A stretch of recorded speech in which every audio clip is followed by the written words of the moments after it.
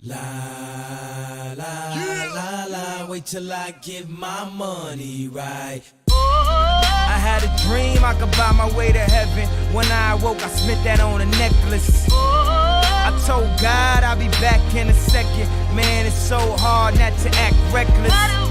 To whom much is given, much is tested. Get arrested, guess until he get the message. I feel the pressure, under more scrutiny. And what I do, act more stupidly. Bought more jewelry, more Louis V. My mama couldn't get through to me. The drama, people suing me. I'm on TV talking like it's just you and me. I'm just saying how I feel, man. I ain't one of the Cosbys, I ain't go to Hill, man. I guess the money should've changed them. I guess I should've forgot where I came from. Wait till I get my money right. Then you can't tell me nothing, right? Excuse me, was you saying something? You can't tell me nothing. You can't tell me nothing. You can't tell me nothing. Let up the suicide doors. This is my life, homie, you decide yours. I know that Jesus died for us, but I couldn't tell you who the side was. So I parallel double park that motherfucker sideways. Old folks talking about back in my day, but homie, this is my day. Class started 2 hours ago. Oh, am I late? No, I already graduated. And you could live through anything if magic made it. They say I talk with so much emphasis. Ooh, they so sensitive. Don't ever fix your lips like collagen to say something where you gon' end up apologizing. Let me know if it's a problem then. Alright, man, holla then. Wait till I get my money right. Then you can't tell me nothing, right? Excuse me, was you saying something? You can't tell me nothing. You can't tell me nothing. You can't tell me nothing. Let the champagne splash, let that man get cash, let that man get past. He don't even stop to get gas. If he could move through the rumors, he could drive off of fumes, cuz how he move in a room full of no's, how he stay faithful in a room full of. Must be the pharaohs, he in tune with his soul. So when he buried in a tomb full of gold, treasure, what's your pleasure? Life is depending how you dress her. So if the devil wear Prada, Adam, Eve wear nada, I'm in between but way more fresher, but way less effort. Cause when you try hard, that's when you die hard. Your homies looking like, why God? When they reminisce over you, my God. Wait till I get my money right. Then you can't tell me nothing, right? Excuse me, was you saying something? You can't tell me nothing. You can't tell me nothing. You can't tell me nothing. Wait till I get my money right. Then you can't tell me nothing, right?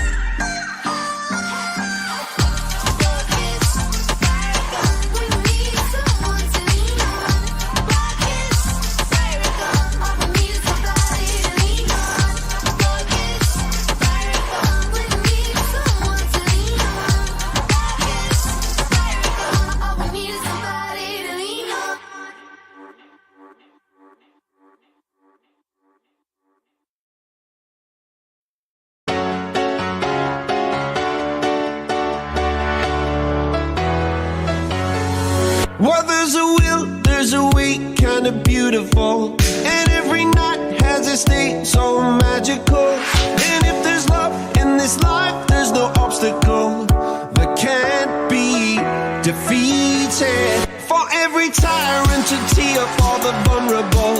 In every loss, all the bones of a miracle. For every dreamer, a dream we're unstoppable. With something to believe in. Monday left me broken. Tuesday I was through with hoping. Wednesday my empty arms were open. Thursday waiting for love, waiting for love. Thank the stars it's Friday. I'm burning like a fire gone wild on Saturday. Guess I won't be coming to church on Sunday. I'll be waiting for love, waiting for love to come around.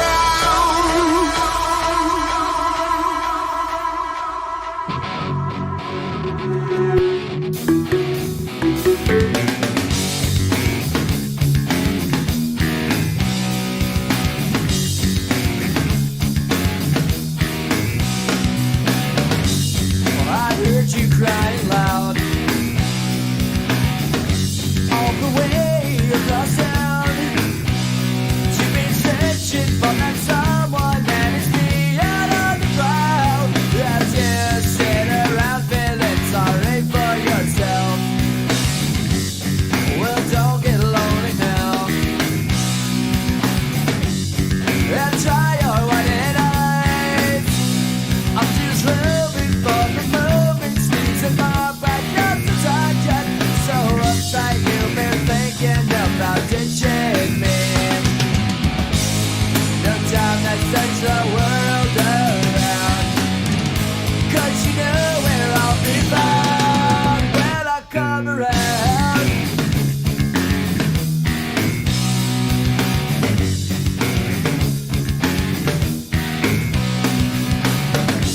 Oh, I heard it all before. So don't knock down my door. I'm a loser and the user, so it's only no accuser to try and slag me down because I know you're right. So go do what you like. Make sure you do it right. You may find out that yourself don't think nothing worth everything. You can't go forcing something if it's just not right. No time to search the world around. 'Cause you know where I'll be found when I come around.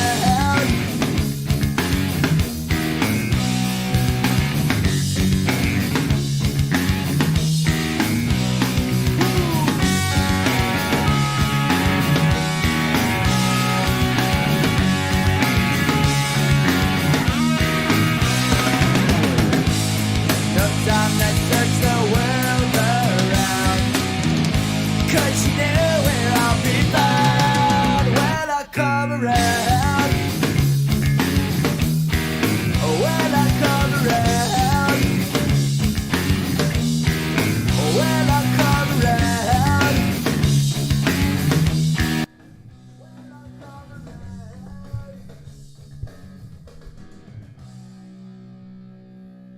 How we doing today, team? What's up? Pretty much another day like yesterday, a lot like it anyway. Hopefully everyone's having a good morning so far. Made some money, kept it simple myself this morning, taking a look at GovX, CBIO as of right now. Nothing too crazy going on. It's going to be a slower day. Slower day probably for the rest of the day, moving out to the right. We got our boy JP talking. Everyone's so worried about JP talking, like, man, that's a slow day if you're wondering when JP's talking. World Seeker up 3K. There you go. Killing it, World Seeker. Nice to see you. Sky Chimp. What's up, A to the K to the 4 to the 7. Oh, Sky Chimp. I love that one. What's up, Farrah? How we doing? What's happening? Not much. Sniz, how you doing, baby boy?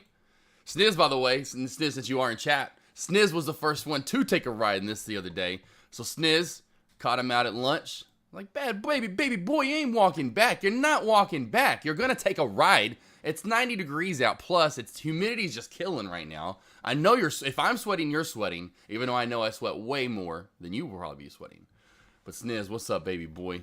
Good to see you. Kenny, how we doing? Yeah, Sky Chimp. Hey, I couldn't really help it. That's how I wasn't gonna remind me like a Seinfeld moment. I wasn't about to get in the car and then drive off, skidding away. Like, yeah, that's my ride. Have a good one. Walking back to the seminar. I'll see you over there. Trend line's really starting to get disconnected here. Overall, the lower trend line. So we'll just kind of keep the one I do have on it. It really does run back, but this is the main trend we have on CBIO, and we're cracking it. So CBIO cracking the newest trend line. It does still have a bullish uptrend to it. So does GovX. It's just not a lot of movement overall. What's up, Allie? How we doing, baby boy? John, let's see, my mornings started horribly. I woke up in my own bed and realized I'm back in New York and I have to go to work. Yeah, John, finally back home. Well, back to life, back to reality, baby boy. Understand that, Home's not a bad thing, though. Sniz always, man. Sniz, glad to finally put a face with the name. Like Vegeta. All I can think of Vegeta until I meet you, you'll look like Vegeta. You're just Vegeta in my head. But then when I finally meet you, I'll be like, oh, it's not Vegeta. You're gonna look totally different, so same with Sniz, John in chat. Sky Chimp, we know what Sky Chimp looks like. That's Sky Chimp. There's a couple of traders in chat that use their pick, so we know what they kind of. Another one that I knew as soon as I saw Sweeney in chat, and of course I saw him at the seminar, I should say. I knew it was Sweeney. I'm like, yep, know that face, know this guy. What's up, though, Vegeta?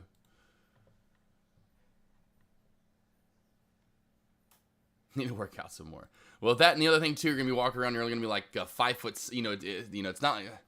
Saiyans are rather shorter creatures. I say creatures, whatever you want to call them, but they're shorter. They're not very tall. So I just imagine this super ripped short guy walking around with his hair just right on up. And at any moment, like, do not piss him off. This whole place will go in flames. Okay? Do not make Vegeta mad. He's got short temper. But yeah, Princess still exactly. Sky Chimp, that's hilarious. That is hilarious.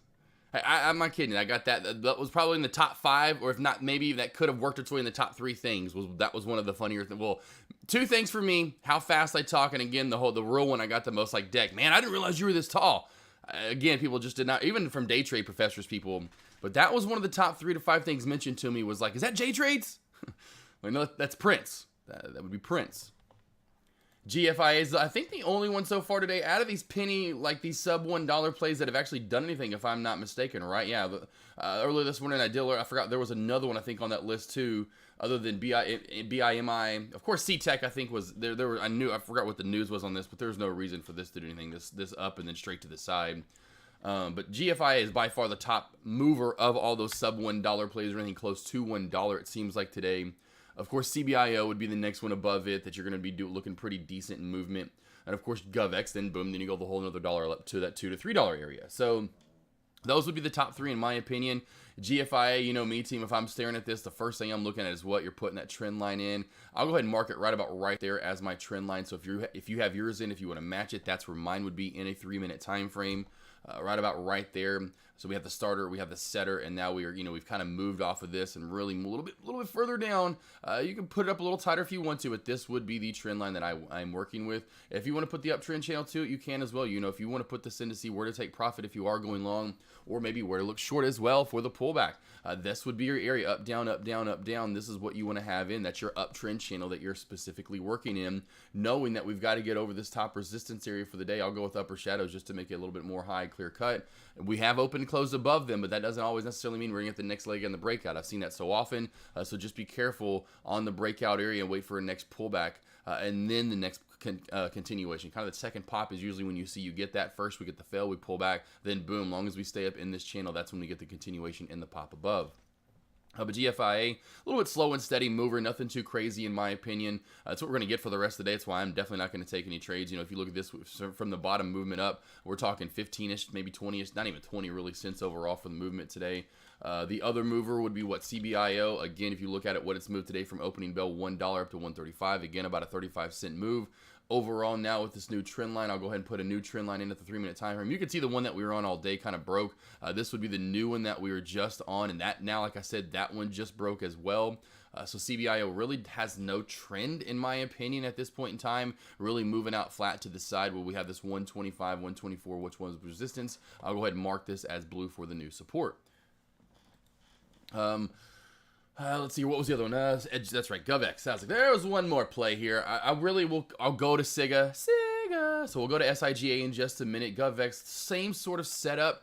In my opinion, it does look a lot similar to CBIO today for the most part. Up movement to the side, then another little squeeze and push up from this little bottle. You can tell right here is getting tighter and tighter and tighter and tighter and tighter. Right there's your wedge. As you can see the downtrend, there's your trend up. We squeeze, we go up. Kind of like what CBIO did earlier when I did the squeezy thing. Of course, GovX did the same exact movement, got the squeeze, it squeezed up.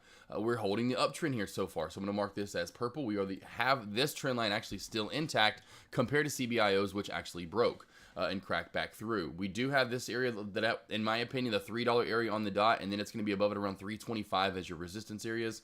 I'll go ahead and mark the resistances now for you so you can see the resistance that I would put in if you are charting this looking to trade. This now is getting tighter and tighter in the new uptrend channel in the top part of the resistance, in my opinion. So this was a squeeze earlier. Watch for this now to be the squeeze up to the 325 area if we break above this $3 area. Open, close candles above it. Now we're squeezing. Watch for a move to 325, maybe to 330. Back to Sega. Love this play today. Again, on watch by far. I mean, I told you right off the bat it was on watch for a short. I was just big time on watch for early GovX. Remember, GovX was my big time watch with a 265 shelf crack to start the day. It didn't happen off the bat, so I immediately, as soon as it started dumping off from this beautiful shelf that I missed, that I think Alex Vaughn got a hold of, and I was like, oh, Alex, I don't know if Alex shaded yesterday, but if he did, he knew where to go to, and this would have been the same. It just reminded me of yesterday, right off the bat, right off the bat, I missed the shelf, so remember like yesterday, I had this shelf and trend line crack, and so I had it right off the get-go, and I missed this today, so, Alex Vaughn put this back on watch, and I was like, oh, crack, it cracked, or oh, crack. That's what I'm saying. Oh, crack. Instead of oh, crap, oh, crack, essentially. Oh, crack. And then it cracked right on down, and I missed it. Then I saw and Deck mentioned it. 990 was key on this from past chart history. And if it got below 99, in my opinion, it was really going to start really dumping away with movement down into the low 9s. I said 930-ish area. And then, of course, once I, scaled out and was done with it, I'm like, oh, now it's got room down to the 8.6 area, 8.5 area. And it did work its way all the way down to the 8.5 area. Then when it got down here, it had room down to 8.35. And it didn't quite get there. It got down right below 8, close to it. It got about 8.43, I think, was the low of the day so far. What was the low there? That says 8.47. I swear on Thinkorswim I have 8. Let me go back over here to Thinkorswim. I swear on Thinkorswim. Yeah, okay, it is 8.47. I thought it got a little lower than that. So 8.47, I wanted 8.35-ish. Got pretty close to, the overall target that I was alerting this to for you guys.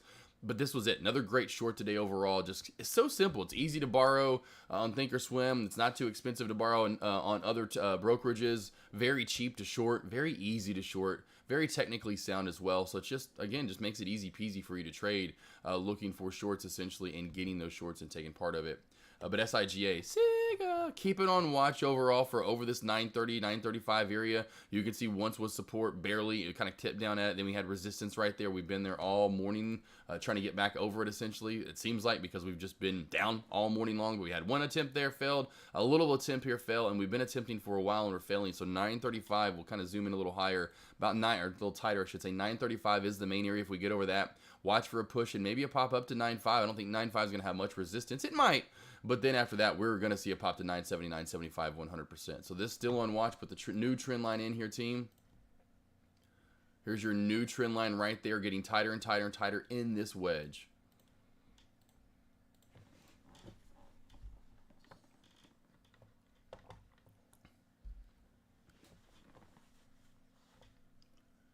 All right, team. Any questions? Anything you want to go over? I think we're pretty much covering everything overall.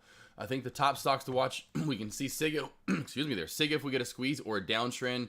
I said a downtrend. A trend line crack for more of a short opportunity. We do have CBIO on watch, but this may be cracking back soon here, team. We're coming back down. We cracked the trend line. We could be cracking this 125 shelf soon.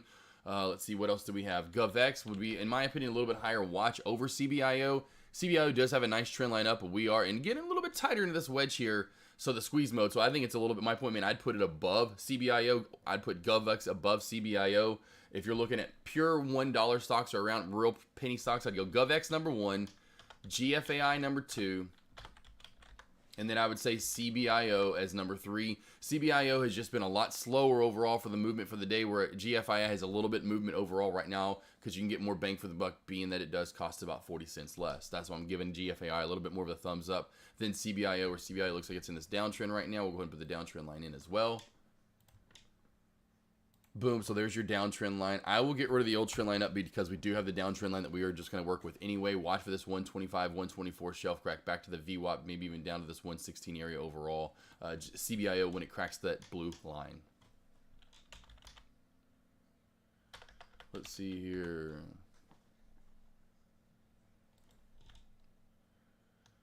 No, yeah, I'm not. Yeah, just BIMI. Just it was. If you shorted it, great job. You know, right? I just knew there was. There was no shorts for me to be available in the brokerages I was at, so I didn't short this. But if you did short this earlier, it's a great, short opportunity. It did crack back on down a little bit slower for me. The only thing I was looking at today, 100% overall, was SIGA. This was from the get-go. Reminds me. I mean, if you take a look at the first, we'll call hour of the day. Look at the first hour of the day yesterday.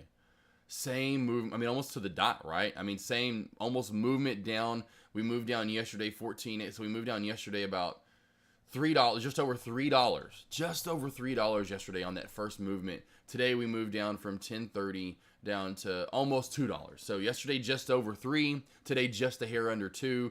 So, overall, if you were part of the shorts that we were alerting the last couple of days, especially me big time, this is all I was alerting today, you got a total movement of a $5 team. Close to $5 overall from essentially 14.10 all the way down, of course, in and out of trades. But, if you took it all the way down, you can tell it was definitely a $5 plus move, as we're looking at 14 plus earlier, and now we saw all the way down to 8.5 earlier. Great short opportunity, and these are the ones I try to attack for the most part. They're not too expensive to borrow, so it's easy to short in the end. Essentially, that's why it's called easy to short, because it's not going to cost you a lot. You don't have to worry about taking a big 30, 40, 50, I say 30, but $200, $300, even $100. Like, man, is it worth it? Is it worth getting those shorts? It's $10, $5, $30 maybe at most. Sometimes free to borrow. So it's very cheap to borrow. It's not going to hit your gains that much, and just so technically sound.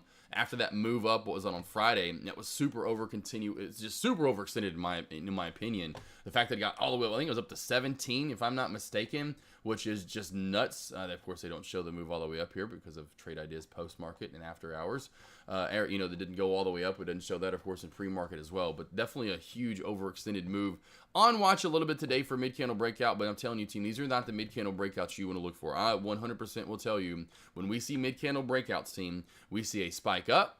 Most times what we do on the second day, if anything, it opens up a little, we actually gap down, and we see a red candle to here. The ones with these massive gap ups, I'm telling you, most times they do not relate unless it is a hot market, and then we have good conditions to go long. Usually we just continue to go down. This is not a good mid-candle breakout setup. Second thing I don't like, on top of the fact that I'm looking at it now, Judy with the booty. Judy got this sunken booty down here. It's sagging low a little bit. I do not like an extra candle behind, essentially almost like, again, kind of call it the butt to the shape. If you call this the back, this is the front side of the person. We don't want a booty back here. We want this stock down here. So if this opened from, say, $7 and then gap up to there, that's what we like to see. We like to see some nice big gap right. So essentially, Judy has no legs.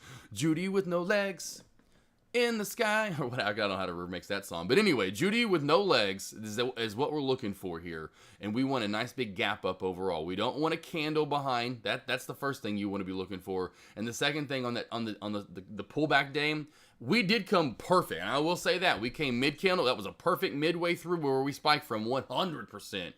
But right here, the booty. And then going up too high, essentially, in the end, going up to 15 plus, really went to 7, whatever it went to in that post-market. I can't remember if it was after hours or pre-market. I know this hit around $16, $17. That's super overextended. And then the fact that we open all the way up at even 14 plus, that is just really high. And most times these just don't work out as well. We want a no legs, so the candle gaps up from here to here. So this candle essentially does not exist, or if it does, it's down here at my point. And then secondly, we want this red candle to be no higher than, maybe open up just a little higher than the open of or I should say the close from the day before. We don't want a massive gap up like this and just come completely plummeting back down to earth. Usually you'll get an extra red day after that. We want just gap up, big time gap up, and then we want this to say open a little bit below the close of the day before and then come down somewhere in here. This hurts. This hurts. Just so you guys know most time what to be looking for in a better mid-candle breakout setup. Judy with no legs. Yeah, she likes the eggs. There you go. Exactly. There we go. Judy with no legs. That's perfect. I mean, that's part Tim there. That's it. That's what we want, team. Beautiful Judy, no legs. Right? We'll work with, what was like Deuce Bigelow, Mel Gigolo, where she had the prosthetic. That's fine. We'll work with those. I'm cool with that. But she needs 2 prosthetics. So when she takes them off, no legs. If y'all remember, if y'all do remember that movie. Pyle speaks at 12:20. So Polly's Pennies, JP Blue speaks at 12:20.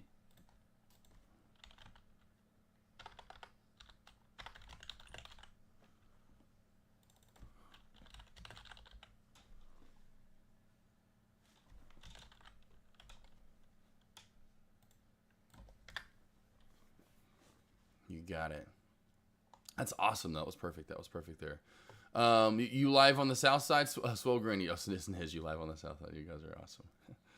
Just making sure. Are you off playing the podcast? Let's see here. Kenny, are you off playing the podcast? I'm lost there, Kenny. What do you mean? Am I off? Am I playing the podcast? What do you mean by that? What do we mean? What do we mean there, Kenny? SIGA team, watch for the squeeze up. And I'd say the main 2 stocks to watch for any movement in the next 30 minutes as of right now, unless we get random pop and drops. GovX right now, unfortunately, coming to the south side, could be cracking soon, but I'd watch still for that squeeze, and then I'd watch SIGA for the squeeze as well. If there's any other tickers you want me to look at, let me know 100%.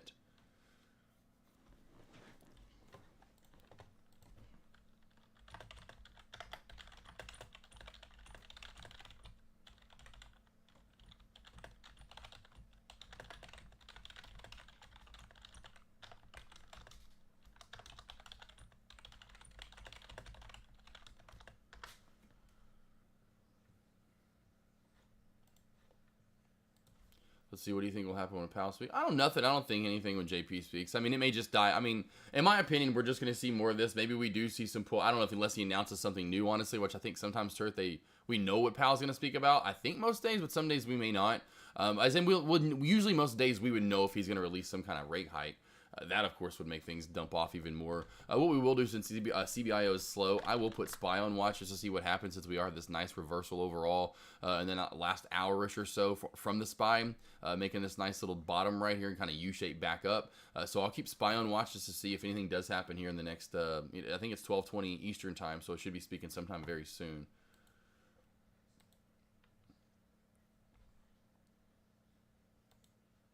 Now that song's stuck in my head. Judy in the sky. Judy with no legs. Remember that scene. Mid-candle breakouts. We want no legs on the backside. I mean, well, no legs. So essentially that means no candle on the backside.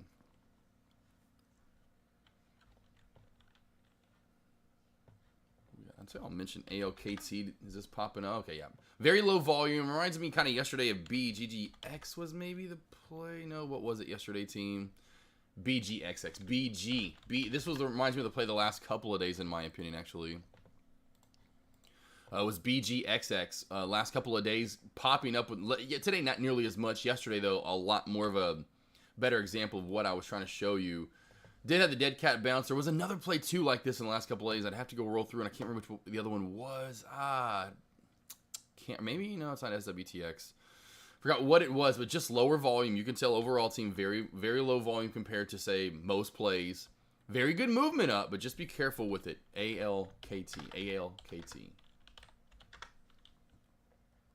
So you can see zoom in here. Usually when you see, and that's what you have to see most times when you see this right off the bat. Obviously you could tell from the volume, but when you see it almost looks like it's halted up and gapped up or something along those lines, that usually means it's just lower volume play. Running into its 50-day moving average here at 1267, does have room above that if we do pop above that. Hold another dollar up to about 1360, so we'll go from 1260 to 1360. Not a lot of resistance holding it up after that area. Maybe a little bit at 1285, 1287-ish here. We'll call it 1285 to 1290 would be the resistance moving up. Maybe 1280. So 1280 to 1285 is what we'll call it on ALKT, or ALKT as we pop up. And then again, we really have some nice room and movement up to that 1360 mark if we do start popping and getting a little more volume.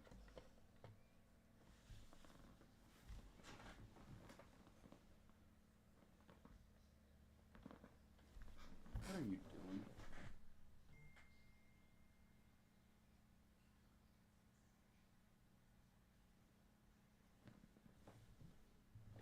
And the puppy. Sorry, team. Yeah, sorry. I was like, we're magic trick, team. That's my new magic trick. I'll just start doing that. Sorry, my puppy was down there.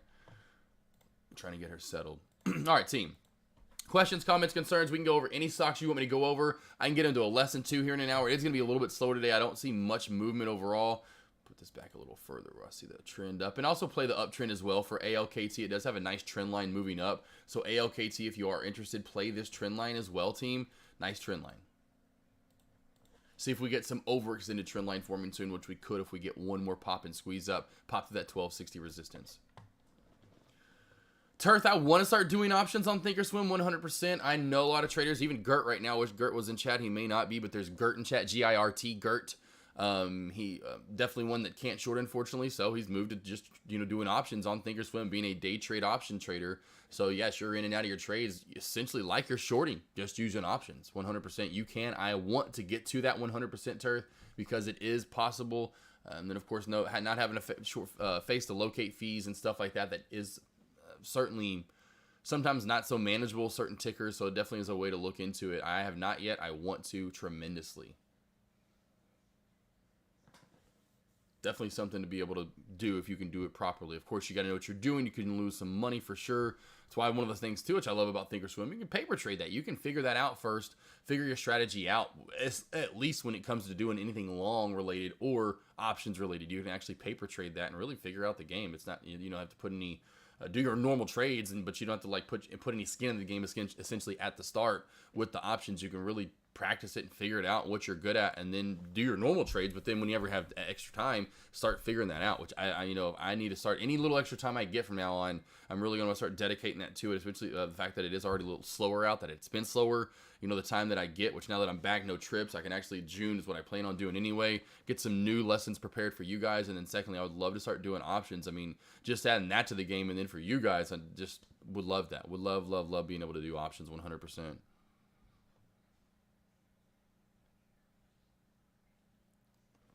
See, Zippy, possible trend line crack form in SIGA if it needs to crack the VWAP in 20 minutes, all at the same place. Let's see, go back to SIGA. Oh, yeah, okay, I forgot, yeah. So it is squeezing. So, yeah, you could go round 2. I know you had this earlier, Dimp. You had multiple trend lines. I think this was, obviously, yeah, this was your one you're on earlier. I know you and Sniz were at. First, Sniz asked me about it. Then you brought it up as well in chat, and that beautiful trend line crack back on down right here, team. Put your trend lines in trade. A lot of the time, these may just be micro trades. They don't have to be complete macro. Okay, it's dumping off. Here we go. No. It's just like a quick little breakout, but to the bottom side. You get a quick little nice little 20, 30 cent move. Who doesn't want to be a part of that? These trends won't last. Trends just do not last, team. They just do. Back to the attention span thing. It's crazy. One of the other things when I was reading one of those articles earlier, trying to find that one that I highlighted and put it over in Dex Lobby about our attention spans now below 9 seconds and how goldfish have supposedly 9-second attention spans, was Twitter. I guess this a certain trend. You go to Twitter if you're on Twitter, you can go to I forgot what page it is, but it's the trends page or whatever. But trends back in 2000, well, this was of course back in 2013. But there's not much of a gap here. 2013 trends lasted 17.9 hours. So essentially 18 hours, that's how long a specific thing would stay in that trends. It'll be trending for 18 hours. By 2016, just 3 years later, it was all the way down to 13. So we went from 18, that's how long things were trending for. 3 years later in 2016, it was already down to 13. I don't know why they didn't continue that study or what. I mean, who knows what it'd be down. I mean, continue that path. I mean, it'd be down to like trends now last. What's trending lasts probably like 3 to 4, 5 hours at most. And a lot of that's just because of, this happened, now this is happening. And I know a lot of it because people want to keep up with it more versus, and a lot of it there for a while. There's to be some trend like, this is still trending? Why is it still trending? And so I understand it, but also you got to think about it, like, wow, that just shows you the attention span does not last like it used to, team. And then it goes back to your trading. You're going to have certain little micro areas that you can get into that you don't have to be so elongated. But Dimpy, yes, look for that short 100%.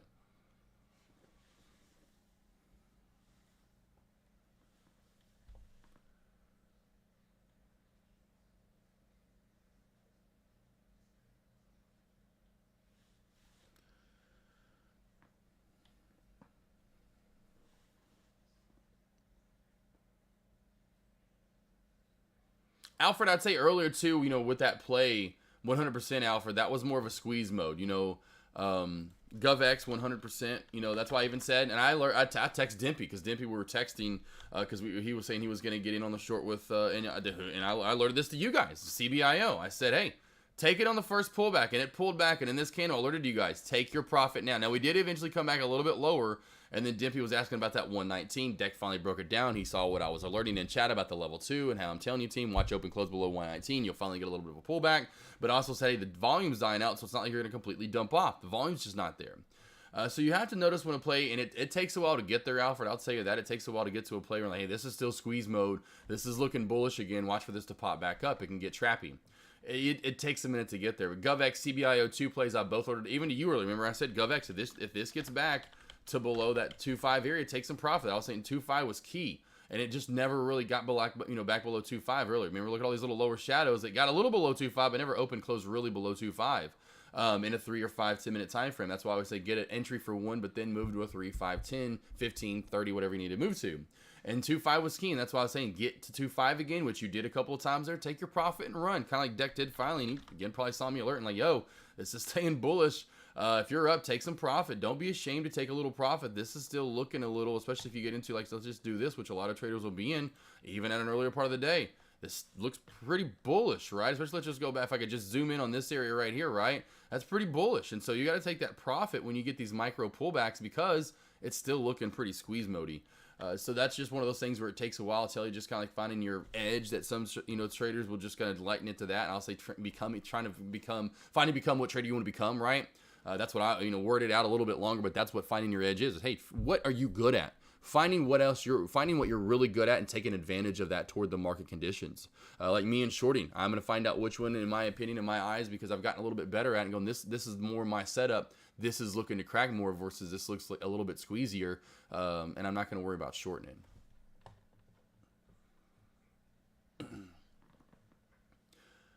Yeah, it's just one of those things. This has just a lot of different things. This has an uptrend to it. Even if it's below the day's close, you've got to just look at the day at itself overall. There's really never it's got decent volume. There's not like it has to have this much volume. I don't want traders to get, because then you're thinking too much. It has 1.2 million. It goes back to the deck and the cumulative, whatever the freaking clouds he's talking about. I always go cumulus clouds because I'm talking about real clouds. He's talking about real clouds on charting. But anywho, you're putting too much into it there. You've got to realize this is just kind of just go back to GovX as well. It's just more of a squeezier mode, and what you need to start doing as well, like I tell you, just get out of that lower time frame and get to like a 15 real quick. You can't tell me, even on GovX right here early on, that doesn't look like it's going to squeeze more. Even up until right now, looks like until we crack below the VWAP again, and then again below 2.6 and then 2.5, 2.6, and then, okay, it may not look as squeezy, but it still looks squeezy, right? So you got to imagine when you were in on it earlier, look how squeezy this looks on a 15. Imagine an hourly, which some traders are going to just kind of real quickly glance into an hourly mode. That's up and away, so that's where I want traders to start enlightening their minds and their brains a little bit more. So like, hey, I know right now in a 3-minute time frame, but let's just get out to a 5, let's get to a 15, let's get to a 60, and look what it looks like overall there, and kind of then maybe you'll switch your mind real quick and you go, whoa, this looks a little bit more of a squeeze mode. It just comes back to charting for me. Me, if it comes to me, charting, candles, and most will say that too. That's going to tell most your story for you. That's your bread and butter. That's your meat and potatoes. So you want to just mainly focus on that. Then you can kind of maybe break down a level 2, and then you can maybe break down a little bit more of the volume. Then you can break down a little bit more of all the other kind of stuff. Make sense, Alfred?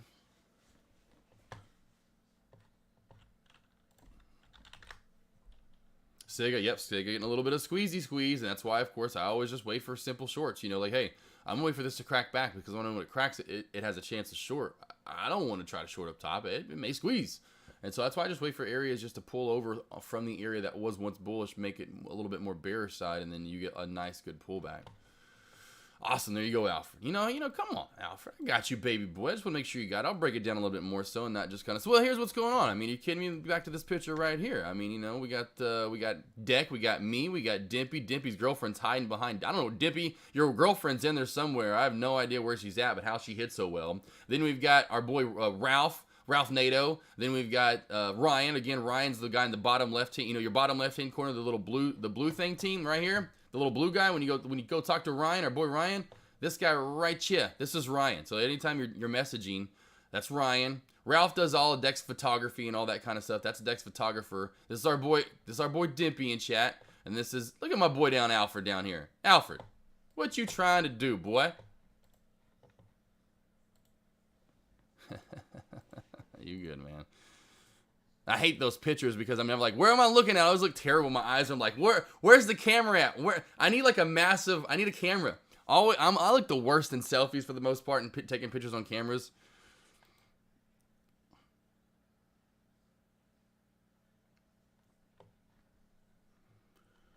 CBIO finally getting the pullback team, so finally pulling back a little bit more. CBIO, there's that shelf finally cracking back a little bit there. That 124, 125 shelf finally cracking through right here. Again, we know 119 was just a massive stickler in the water earlier, so watch for 119 to be kind of that guy that holds up everything and be like, okay, come on, guy, come on already. But once you get through 119, then you're going to see a nice pullback to that 116, 115 area. And then under that, that's where we finally truly start getting a little bit weaker on CBIO 100%. There you go. Oh, we had to call in. Okay, all right. Sit back. Got to go. Today I got sick when I got. Oh, man, I feel. Alfred, I think a lot of us were worn out. And then I think there were, of course, the outbreak of all of us wearing each other out, and then maybe someone, maybe a little bit sick, and then next thing you know, we're all wearing each other. Because I'm telling you, we had long days. I mean, we were up early there, stayed up late. That was about, and then of course, in flying back, I mean, we all had about 5 straight days of just having a lot of fun and then having long days. So we wore our bodies out. Yeah, exactly. Yeah, exactly. So just relax, take the day off, go watch some videos, soak it in. I'll leave whatever lesson 2 team, which I'll dive into a couple here in just a minute. Any of these main lessons that I want to go, and my main strategies, that would be one of those I really want to get over today, whether it's candle confirmation, you want me to just dive into all 3, trend line cracks and shelf cracks. I just want you guys to really see and maintain the same thought process day in, day out, and understanding what we're looking for in these tickers and these stocks versus what we're not looking for. And so, again, look, just back to 119, you just make it simple on yourself. Remember 119 from earlier? I mean, it was just so annoying, right? It's going to be annoying again. It's not like it just all of a sudden, well, that 119 guy, he was fun. No, he's gonna be annoying again, I promise you. He's going to show right back up again and be like, dude, for real? Again 119? And you just need to start getting over it and be like, yeah, 119 is going to show up again, watch. Like the 875 rule. And it's just one of those things that you're going to remember going, man, okay, I remember that from earlier. Now it's coming back around again. And so one of those things I just want you guys to hammer in your brain essentially over and over and over. If we just stick to these same basics and you just replicate them day in, day out, I promise you, just like a lot of traders you've seen in chat and myself, you're going to have a 70+% win rate. And when you do that, just keep doing that. There's no point to do any of the other nonsense, or I say nonsense, but maybe there's some of the stuff that, like me, try to go long this year. I can go long, but would I rather go short? Yes. Exactly why? Because it's going so well for me versus going long. Well, it hasn't as much. So I'm just going to continue to do what's been working and not try to overcomplicate the process. Some days I'll make 2, 3, 4, 500. Some days I'll make 1,000. Some days I'll make 400. And some days I'll make 1,000. I know that if I keep it within that range, most days I'm going to win. Even some days what I lose, it's like maybe a $50 to $200 loss, if that. I'm like, okay. Okay. I'm done for the day, but I'm going to kill you tomorrow. And that's always happened. And you just have to keep that same mindset and keep replicating it. And know that, hey, and I know I make more of my money because I don't go massive on shorts, and shorts don't blow up like going long. I know I'll make majority of my money going long, and so when it gets hot, when it gets hot again, I know on those breakouts, that's when I go in even 1,000 shares like I do on these shorts. 1,000 shares can turn into you're up $4 or $5 before you're at least $2 or $3, $4, $5 in a blink of an eye. Versus these shorts, you got to hold for hours on end. So I typically don't hold for hours on end. So I typically won't make $1,000, $10,000, $5,000, and that's why I asked Deck that earlier. Do I love this? Yes, it's so awesome. It's so it's amazing. But I do miss making $10,000, $15,000 trades. But it's because I go long. That's what I'm making. I haven't made that yet going short, and so that's why I do kind of miss going long. But I'm not worried about it. I know if that's fine if I make $100, $200, $500 some days going short because it's a slow and steady day. There's not much volume. It's barely going to crack off, and I'm only going to make that much. That's fine. I'm okay with that. I know a lot of traders out there struggle with saying, man, $300, $400, $500, $1,000. That's not. I need more than that. I need more. I would love more than that too. I just know that that's not going to be in the cards right now. I know if somehow I'm playing a bunch of just numbskulls and somehow just a pair of sevens, just a pair of sevens is winning every time. I'm just gonna make it simpler. Like, what, a pair of sevens wins every time to these numbskulls? I'm like, yeah, they suck. All I need is, two of a kind, essentially. Two of a kind, any cards. I'm like, God, I won. 2 jacks? Oh, geez, I'm done. It's like, oh, here we go. Yeah, everyone chanting Uncle Mark. Where is Uncle Mark, by the way? Well, there's my boy, Uncle Mark. Look at my boy, Uncle Mark. Exactly. See, $1,000 a day, 250. Exactly, right? Because I know in the end, if I average that in the end, by the way, SPY is just tanking off. The SPY is just oh god, imploding. Everyone's listening to Jerome, our boy JP, and they're just tanking away. But exactly $1,000 a day. My boy Uncle Mark though in the house. Uncle Mark, Uncle Mark, Uncle Mark. Everyone with me now. Uncle Mark. If y'all met Uncle Mark, exactly. Yeah, if y'all met Uncle Mark, everyone would be good time. Glad you came. Glad Alex. And by the way, that's if I can, that's Alex's uncle. So let's be nice to Uncle Mark. If you don't know Uncle Mark, he's the man. Exactly. Uncle Mark's here. We had some good times with Uncle Mark. But yes, glad you got to come, Uncle Mark.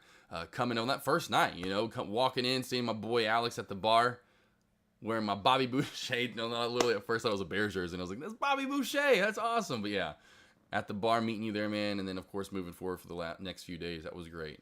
Definitely made a name for yourself. It'd be like if we did a little, most improved trade or whatever. If it was the most, what would it be? Let's see. Moved up the, I don't know how I'd word that. Moved up the board the fastest. No, I've no how I'd word that, but you would win that. You went from like, if they're top traders in chat and you're all listed, Uncle Mark was probably down like, as popularity, whatever it may be, but around like, 190, 200. No one really knows of him too much, whatever it may be in chat. Maybe lower than that, way lower. Uncle Mark's now like the top 10. Top 10 popularity contest, popularity change. That would be you. You're like, went most popular, Uncle Mark, for sure. Went from unknown to the most popular guy in chat. Love it. Let's see here. It's Dimpy. So, how do you play a trendline crack here? It could crack and confirm, but still hold that VWAP. Are you more hesitant to short these trendline cracks that have stronger support line? Yeah, 100%. The more support lines that are underneath them, and I say that all the time, because that's what I say, it ends up becoming a shelf crack, Dimpy, essentially. Because that's why I love shelf cracks the most. The shelf cracks in the end sometimes those one appointment you can see right here, and I'll just kind of go over it in chat. When you have this team and you have this trend line that's working up, but then you have this shelf that's being built right below that trend line, you've got to understand that trend line could crack, and then we're going to just channel right back on up, and it becomes that shelf that really is what we need to worry about cracking at that point in time. And so 100%, you've got to see that we're in this channel, boom, squeezing off the new trend line, right? That becomes a good, decent trend line crack the more this moves up. But then you've got to understand the more of those support lines that get built underneath, like we do have here, then you got to worry about those, and it becomes more of a shelf crack in the end than a channel crack, or a trend crack, essentially. So watch for the shelf crack 100%, boss. You're all over it there. Don't go, Mark.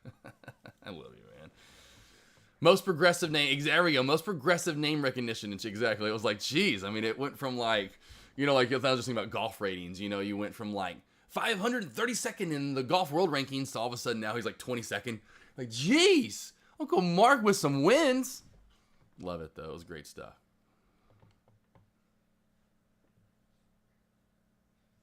Yeah, our Uncle Mark's great. He definitely is a good guy.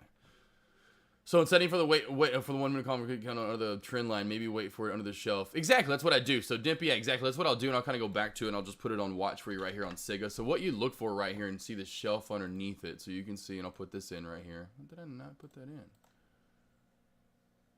Oh, because I put multiple in there. Okay, that's the reason why. Let's get a little. Oh, and we did get to that 9.5 finally. Look, 9.5 sandwich. Old support equals new resistance. A little sandwich right there, team. But yes, right here that you're talking about, Dimpy, and I'll mark this as blue now.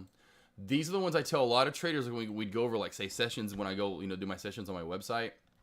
And really another sandwich area right here, as you can tell, old resistance equals new support. And so that's what you're looking for. You can have, this would be a good triple whammy, but it'd be, boop, boop, you got a lot to get through there. And that's why in the end, I'm just going to wait for this here. Now, if you want to get some smaller entries up top, don't go big, scale in a little bit in say, anticipation for that. Kind of leading your receiver, but then also understand that, hey, next thing you know, there's the two, defenders coming over, and it was one-on-one, but it may be 3-on-1 by the time you get that, you lead your receiver down, throw that bomb down the field if you don't throw a perfect dart. And so if it's not a perfect dart, so to speak, then that one that you could throw an interception there. So that's why I just wait and say, you know what, I'm just going to wait, pump fake deep, and let those two guys, or at least one of those safeties, float over up deep. And so I'm just trying to make this football analogy, but then just be the safe and throw underneath and hit the short guy, and know that he has room to run, essentially, right? And so I'm letting the deep ball go. So I'm not going to take a chance there. I want this to pull, I want this to wait to this to crack, and then I'm just going to hit the guy underneath, because I know he will then have room to run because the defenders have kind of run off a little bit, kind of relating it to football terms there. But then that way I know, essentially, what would it be called? The risk is a lot less now, right? Well, the risk is kind of a lot less for this short to be had. And so when this happens, then you know you're going to be good for a good short back down to say 910. After 910 cracks, then down to 9. Then of course then to 890. That's the only thing that right through here you do have a little bit of but that's what I'm kind of relating it to sports terminology. Just don't do the risky pass and just wait for the safer pass right here for sure. If that makes sense. Maybe it doesn't. Maybe I just went right over your head. You're like, what? Hockey. You're like, hockey, AK. Go to the ranges. Go to the ranges for me. Oh, you got it, boss. Yeah, for sure. There you go. So there you go. So psyched that, yeah. So you noticed that. There you go. There you go. That's 100%, boss. Glad you noticed that. 100%. Be the safer trader there. No, the trend line may not be the best. Wait for the shelf to actually form and crack there. Now, again, this runs up higher, dipping. We get up to, say, the 975 mark. Then we've got some room back down. Then you create some room. That's one thing. Well, there's not a lot of room created right here with the trend line. And then, in that area right around 920. So you kind of got, within about 10 cents, you got, two areas of resistance besides just the trend line. You got the VWAP just a little bit. Not that it really cares too much about the VWAP today, but just enough. And then you for surely have the sandwich right there. Of course, the shelf at 920. No. There we go. SPY. I've been watching the SPY right there, team. That just, and then, of course, then Powell gets on, too, and just gets super rejected right there. That's funny. And then the deck brings that up. But yeah, there you go. You get the kind of the right into the open area and kind of into resistance, and then look at the rejection. Powell speaks. I think that happens quite a bit, too. I've noticed that, team, since he talks when I go live at lunch. We get a big Mutombo, smack a lot of the time when Powell starts speaking. The SPY really usually gets a reversal. So if you're looking to be a little momentum trader with the SPY, look for every time Jerome Powell speaks for it to get a nice big pullback, 100%. If you're looking to go long here, team, 950, watch for a 950 spike up to about 975 to 980. I spoke of this earlier. We are still squeezing, getting tighter and tighter and tighter here in this trend line up in the resistance at 9.5, and we are making higher lows along the way with higher highs since we created that low of day earlier just below 8.5. So we do have a nice trend line up here, team, getting tighter and tighter and tighter. Watch for the squeeze up to 975, up to 980. Other than that, we have a lot of sideways movement. I would not even, honestly, it's funny coming back to Sega, because I wouldn't be placing trades anywhere else. GovX is so dead, it's moving completely sideways. And I mean, look at CBIO. And did I not tell you about 119, or did I tell you about 119? And look at the volume, just completely dying off here. Let's see, AGRI, still, that's dead. I'm trying to look at other stocks that were moving earlier, or at least in the last couple of days. IMMX was one earlier today, not doing too much as of right now. If there's anything else you want me to look at, tell me, team, and I will go over it.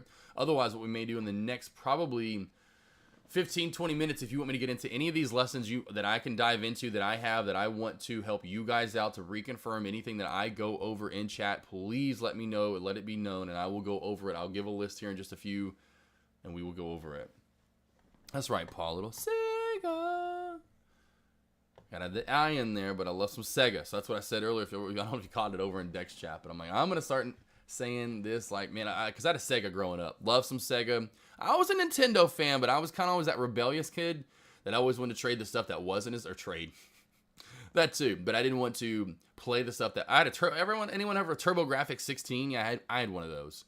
It was I think it may have been the first 16-bit video gaming system, or at least it was one of them for sure. You had to put it looked like little, your cards that you get into your hotel rooms, those little bitty cards. Literally, that's exactly what the game was put on. It looked like a little credit card back in the day. But yes, I love some Sega. That was my jam. I love Nintendo, and especially SNES. But man, I love some Sega. That was my jam. So I was Sega. Let's see here. Dimpy, so do I see Pastor History 975 and Naturals and 975, obviously, but would be the hesitant to short since it would be on a natural uptrend? My thought is that a quick pop it over some 975, then yes, it could be a good short. But if it just keeps slowly grinding, maybe trend line, maybe 975 would be exactly 100% Dimpy. So that's what you like, and that's why you see maybe Mills of the world, Alex Vons of the world, other traders. You get those quick pop up, especially. Where's Arslan been? I haven't seen Arslan. Where's 419 Tech been? Maybe someone could let me know. I know I'm really kind of been out of the loop the last few weeks. This month alone, I literally feel like I just got back from Mars or something on some mission. I've been the Martian essentially over there on Mars for the past 2 weeks, 3 weeks. So I don't know where 419 Tech or Arslan is, but they do those as well. Although 419 does not short really that much. I know Arslan big into getting those pop-ups, but that Dimpy 100%. A lot of my gold traders in chat that I've made gold off the bat. Arslan, definitely Alex Vaughn. I know Mel, of course, in the other chat. They love those quick pops into nothing and then right back on down. Let's see, WMT for Tango. Tango, how you doing, sir? WNT, yeah, of course, yeah, being from, a Walmartian over here, being from Arkansas. Gotta love some Walmart. Did have a trend line crack. I think it's got a new little trend line being formed right through here that you can see. We do have a down trend line as well. I'll put both the lines in first, and I'll mark the bottom one as purple so we can see a little bit of the support that we do have building up here, baby boy. So play that trend right there in the wedge, even on the intraday or the daily. If you want to go for the next leg up and some more extension over the 123.75 mark, that's what you can see this downtrend that's formed. We got to get over the downtrend to get over 123.75, and we'll see a pop to 124 at that moment in time. Watch for the trend line crack, though. We could see a nice little trend crack here and a reversal back down. I'd say watch for a pullback to 123.15, 123.20 at first, then possibly get that pullback to 123 and even maybe below 123. This is the best bounce area in my opinion as well. Would be at the 122.60, 122.65 mark. This is where you're going to look for a bounce play opportunity down to the VWAP. I hadn't really minded the VWAP perfectly, but pretty nicely, honestly, though. Today you can see support, then resistance, support again. So that, if it depends on if we get a lower shadow, you can see a little support and bounce there. So VWAP up to around the 122.65, 70 mark for the bounce play. But watch for the squeeze. This could get continuation and pop up. You got it, Dempster. You got it, Dempster. Ali, yeah, exactly. I haven't seen them, either one of them. I know Arslan popped in. I'll see his Eastern European. Okay, somewhere. Got you, Rick. Well, I know he was over in the last, because, I don't know if that was anything as of recent, though, Rick Smith, because I know we did the interview last month, or not, at the very end of March. And, of course, I know he's over there overseas on, I guess he, at any moment in time can get super busy. I just, didn't really, because, of course, I don't want to get too personal about that. I didn't really ask too many questions about that situation as far as, how, essentially, if he's on active duty, he pretty much at any moment in time just has to go into doing stuff. So, yeah, I did not know. Crazy, though. Crazy awesome. That just shows you any of these traders that are overseas team, if they can do it and be successful, you can certainly do it if you're here. Even in me, the complainer that says, talks about anyone that's on the West Coast. So even anybody that's on the West Coast, but certainly if those guys over, anywhere over in Europe, we've got some traders all the way, as far, you continue going east, essentially, almost might as well go west now, but as far as east is Thailand, so the time change, you got to imagine what that is. I've got some traders in chat, PM Trader. I haven't seen him in a while, though, but we've had a few traders that are definitely, it's essentially, right now, it's midnight. It's midnight to 1. It's already AM, essentially, so it's already super late, and, it's one of those things where if they can do it. Awesome, Rick. Thank you for letting me know, team. There we go. So I wonder if JP, our boy, brought that up. I wonder that has now been announced. So the next rate hike is on June the 15th, team. June the 15th. So I would say maybe. Okay, so they have been announced. Okay, I didn't know these were actually announced here. Okay, hold on. Let me put the. What are the Astro Media Association? Okay, cool.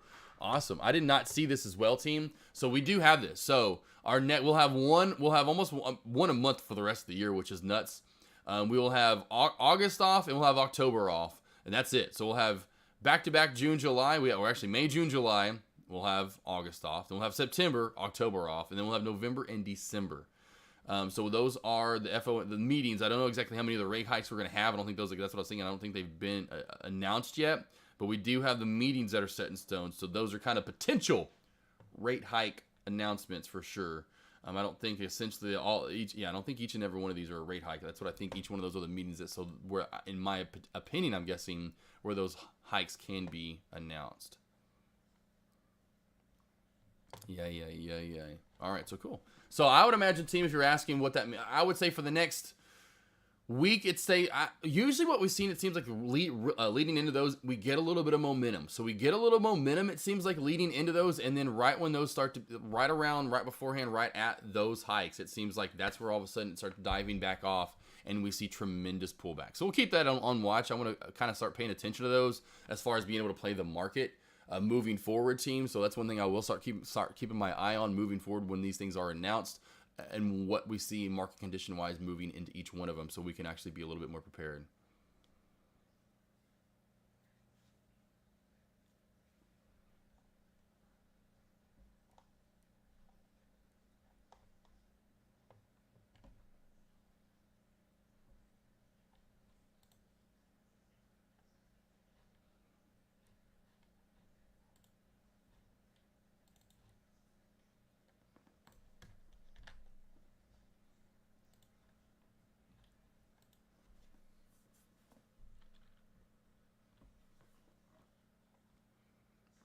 movement. I mean, look at this team. And we watch, of course, Walmart for a month. We can watch pretty much anything.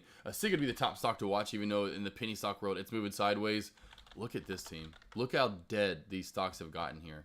Look how dead these stocks that we were watching earlier, our top kind of gainers on the day with volume, 100%, have just completely... This one's the only one that actually still maintains a little bit of decent volume. GFIA. This would be about the only one, in my opinion, team still holding. If I can get the trend line to extend here. Come on. Come on. There we go. Boom. So there's that still has a little decent volume. I'm looking at all these other tickers to my right, team, and I'm not seeing hardly anything. And then goes Deck mentioned. Which one, Mel, did you ask about one of them specifically to Deck? Who is where? I don't know who Deck's talking about there. I'm guessing it's got to be Mel. Not Mel. It's got to be 419 Tech is who I'm thinking that can be. Piola, can you take a quick look at CBIO? Let's see here.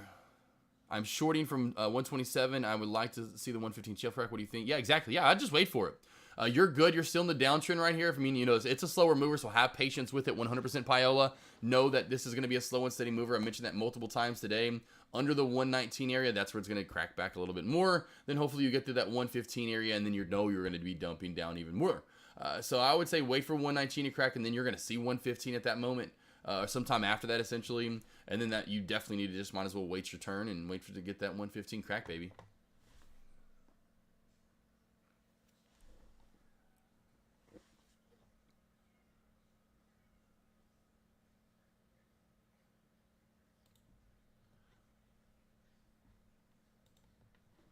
Awesome. Yeah, Gert, I want to keep track of that just so I want to start trying to see what we do moving in each one of these since we know, I mean, we know we're going to have, we might as well. The fact that we're going to know we're going to have a few of them to see if there's any kind of correlation moving forward so we can get used to that moving into those and we can actually get some, maybe play some better trades, even more trades, right? And so that's why I want to start keeping my eye on that moving forward 100%.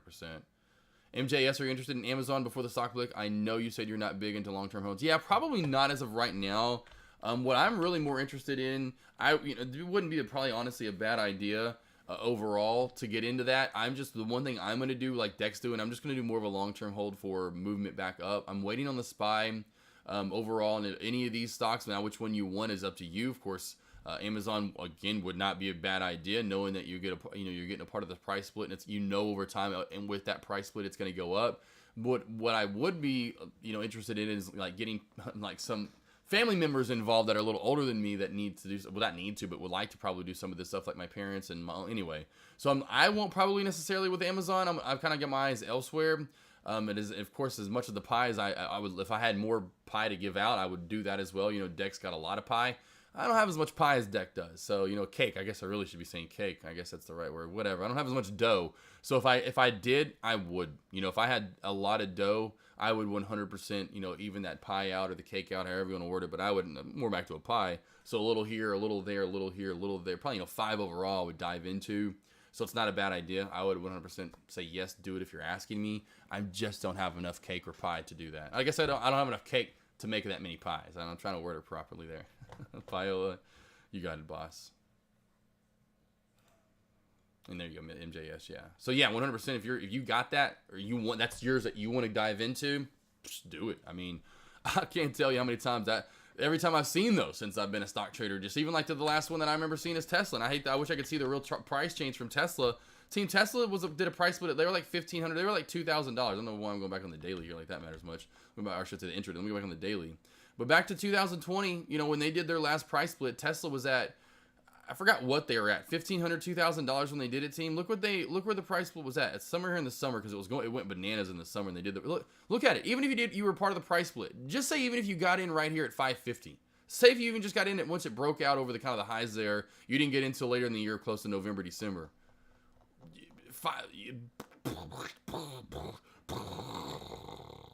Yeah, I think you're going to love 100% return in a year. If you go from, literally you go a full year before this, you can go back, you get my point, and you're less than a year, and you were in at 550 right through here. What? And so, yeah, I mean, whichever one you want to get into, you're going to see a nice, good return when it's up so high. Now, Tesla's not my favorite of the bunch. I do like Amazon a little bit more than Tesla. But still, just because of how high, you know, it is already up. And of course, it's come down. I know, but you're $2,000. That's still, you know, even with the price split, you know, you're gonna go back up big time. You know, Tesla's come back down quite a bit more overall, and the fact that we're already at 600, then you're gonna do a price split. I think we're gonna still see some returns in the end. I do like Amazon, I should say, a little bit, and that's why I'm saying I like Amazon a little bit more. There you go. There you go. There you go, MJS. Do it. Do it. Do it. Do it. Tell your cousin to bring that sink to you. Love it, Dimpy. Dimpy and John. Let's see here. Gert, I put the big meetings in my Google Calendar so I get alerted. And there you go, Gert. Maybe, Gert, you just text me. How about, Gert, you can just be my personal assistant. You just text me, Gert, if you wouldn't mind, please. I'm just kidding. Noe Knox, a Snack Crack Center 13. Go back to Snap for you real quick, baby boy. Snack Crack Center 13. How long do you see it dropping before it finds support per the chart? Oh, we have to go back quite a way, don't we, for Snap? No, not really that too far. Ooh, I like this area right there. $8 is nice. Now, let's see here. What was the true question? How far do a low to see it drop before it actually see? Well, I don't think it gets all the way back down to this double bottom at 8. We'll kind of zoom back out a little bit further here, knowing that this is the lowest we've come down. 13. Well, there's a decent area right here. Probably right around 10. I mean, it could go down to 10.15 to about 10.50ish, 10.50 to 10.15. My favorite area, it just will not get that far, is this little area right here, right through here, but right there at around 8-ish, right around 8 to 8.15. That would be great. I don't think it gets that far. I think we get somewhere right around this 10.10 to 10.50-ish area. 10.10 to 10.50 would be a better long-term bounce play. I don't see anything else too significant in that area otherwise, honestly. I just don't see anything too great. A little small sandwich right here, a little bit at 12.5. A little bit at 12.5, I do see some 12.5-ish. But I think once 13 goes, I don't think 50 cents is going to hold it up. I think it dumps down even more at that moment. And, you know, of course, the next few days or so after that. So, you know, I would look for, you know my areas. 8, right just above 8 is awesome. I don't think we get there, though, honestly, in the end. I just don't think we do. So overall, after 8, above that, really, you've got to go up, in my opinion. Probably right around that, 12. Again, if you want to go 12.5, that's fine, but I like the area below that around 10.5 down to about 10.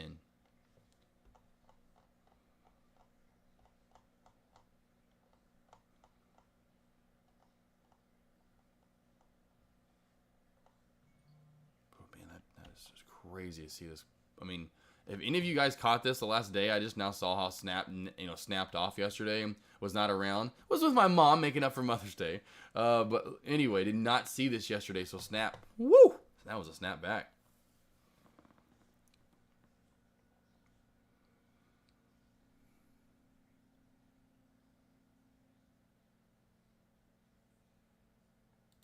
All right, Gert. Appreciate it. Appreciate it, Gert. Also, Tesla vote on 2020 Sparks will be help August 4th. Gotcha.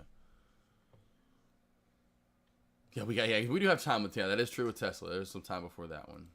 Siga watch for rejection. So let's go back to Siga team. I'd say top stock to watch, at least when it comes to penny stocks moving up. We don't have really too much movement overall. We have CBIO to the side, GOVX really to the side. Anything essentially I was looking at earlier as far as over $1. GFI finally cracking the trend line right here. We do crack this old resistance equals new support at around 84, 85 cents. That did crack as well at the same time. So we do probably have movement down now at this moment in time to 82 cents. I would say overall down to maybe close to 80 cents for GFAI. Go back to Siga real quick, see if we get a Siga squeeze. We are slowly squeezing though, team, and this is exactly what we're talking about Dimpy, so we're not going for this short. Remember Dimpy, because it's nice, slow, and steady movement. We didn't get that quick pop and squeeze up to 975, 980.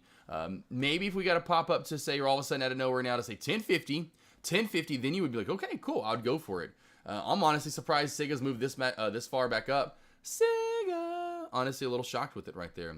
Did see a little return from Powell. I think Powell got done talking. Everyone was happy with Powell done talking. Saw a little bit of a spike, and now Powell must have just got back on the mic here, team, because we're getting the spike, getting a pullback again. But we did see a little return here, a little bounce off this. Didn't quite come down to it, but look at all these upper shadows, old resistance equals new support kind of thing. Love seeing that being created right there.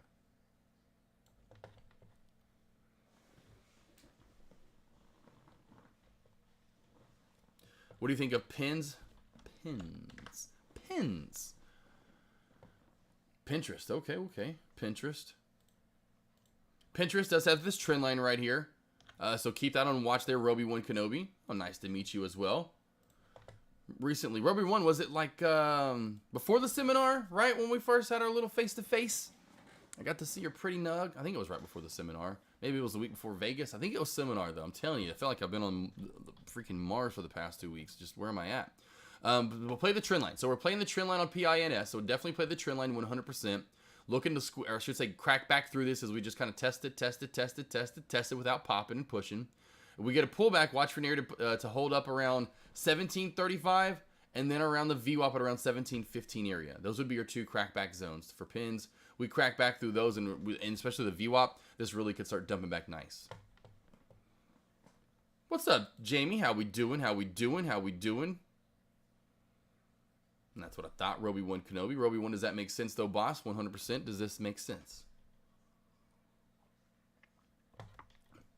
Now, maybe you want to go long. You know me, I'm Mr. Short. I totally understand that. We are running resistance for your long situation. 17.5 is resistance. We pop above that, and we get a close and open candles. Watch for move to 1780, 1785 for the pop on PINS pins. Sega.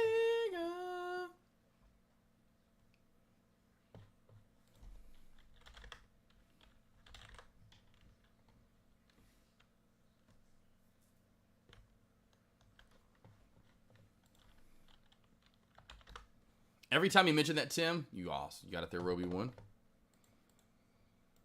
Every time you mention that, Tim, I think it's trademark. I see ZM, but I think it's TM, and I'm like, oh, that's. And I'm thinking, then I see the Bang Bang. Sometimes I'm like, is that your trademark? Oh, ZM. Talking about Zoom here. Don't be messing with my Zoom now, team. I got my Zoom sessions. Speaking of which, come on now, be messing with my Zoom sessions.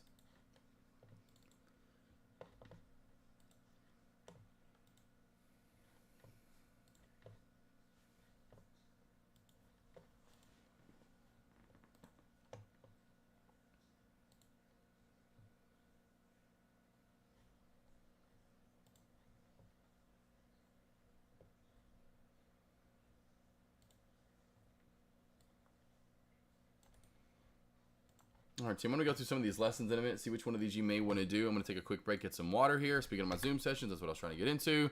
But there is my website. I did not mean to put all that on there. That was wrong. I didn't put for the Instagram there at the part. I'll get that part later. But for my Zoom sessions team, still doing these, which is awesome. I'm so happy that Deck's finally doing these. It's so amazing. Deck's doing his one-on-ones. I've been doing these for a little over a year now with my website. So go over to primetradinginvestments.com. I've been doing those Zoom sessions. It's one-on-one time. So whether you want to go over trades, you want to vent, you want to trade live together, which again, by the way, team, I will be opening up that trading live together next week again. So if any of those traders that do want to trade live with me in my website or over on my website, it's done through, of course, most of you that have done it. I know a lot of you maybe want to take part of that again. Maybe if you haven't done it, it's done through Zoom. It's a Zoom link. You don't even have to actually download Zoom. I don't have Zoom on my computer. I just literally open it up. It pulls up the website, will open up the camera for me. It's pretty cool. So it's like one of those things where you have to have Zoom on any platform. It's very easy to have. Whether you want to use the app, you can download it, or you can just use the website version, and you'll open it up, and you are literally just one-on-one FaceTime and essentially with me. That's all it is. And you can see my face. I see your face. You go over I can show you my charting. You can show me your charting. We go over trades, like I said, talk about stuff, go over strategies, really kind of hone in what you're maybe good at and what you're not, of course, what you're not so good at. Hey, let's stop doing these things. Hey, let's start doing this, and let's do this a little bit differently. Or, hey, you're killing it. You need to have more confidence. I'm telling you, you know what you're doing. Of course, trading live together, but I will be trading live together with traders next week and opening up my lobby again to where you guys can come over to my website, book those sessions, and trade live with me.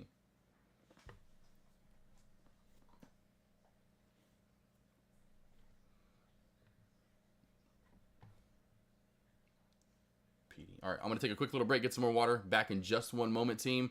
Really not too much moving as of right now. Overall, it's really kind of dead in the water, unfortunately. We were watching for SIGA for the squeeze. Otherwise, SIGA! That's really all we have watching for the most part as of right now. Is a lot of stocks are just moving sideways. SPY, up, down, up, down. Now, of course, that movement back down again. Yes, Turth. I think, yeah, that's right. You just booked one. Turth, man. Oh, Turth! All right, real quickly, team, taking a quick break. Right back at it.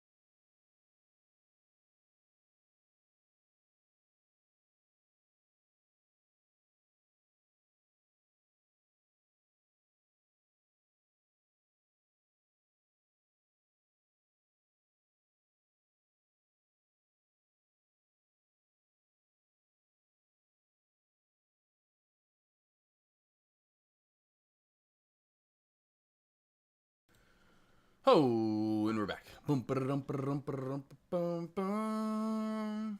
What do we got? Sika crack in here. Yep, slowly but surely get the SIGA crack kind of coming on up here. Wait, what happened to ALKT? I took ALKT off watch. Look at that trend line crack. Wowzers. Nice little trend line crack, open, close of candles. Even a 3-minute time frame could have been in around the 1240 area team. Moved our way down to 1223 so far. So even from the little, not the best probably of entries, but still a decent entry there. You know, could have had a little higher for sure, but nice little trend line crack so far. Good short. Glad you guys bringing that stuff up. That's why I love this chat so much. The fact that you guys bring up stuff that I'm not even looking at a lot of the time, I love it. I love it. GovX trying to. Here we go. GovX a little bit here. Finally trying to get a little life and momentum now after that JP speech. Man, put everyone down with old boy Blue. Well, you know what happens when you're dealing with, you know, slow pokes.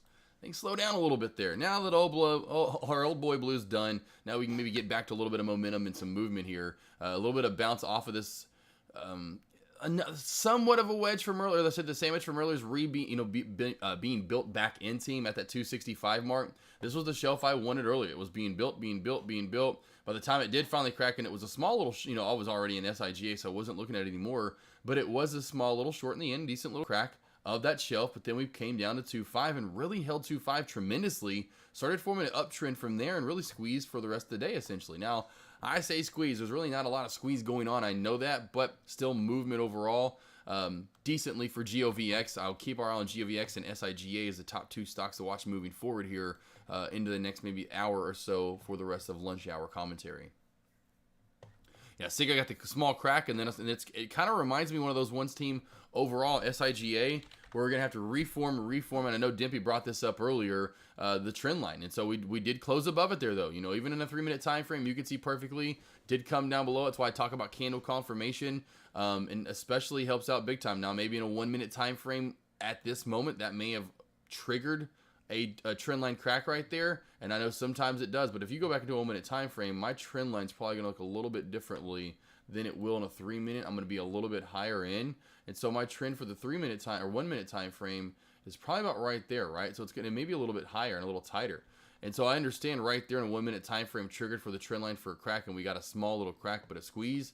That's why I tell a lot of traders a lot of the time, once you get that entry in, try to find yourself then going maybe to 3, 5, 10, 15, 20, whatever it may be, because you're going to see a little bit of a different eye, and you're going to go, man, this still is a little bit, like we went over it earlier with Alfred, a little bit more of a squeeze mode, and still poppy, you know, still a little squeezy, a little trappy, essentially, as I like to call it recently.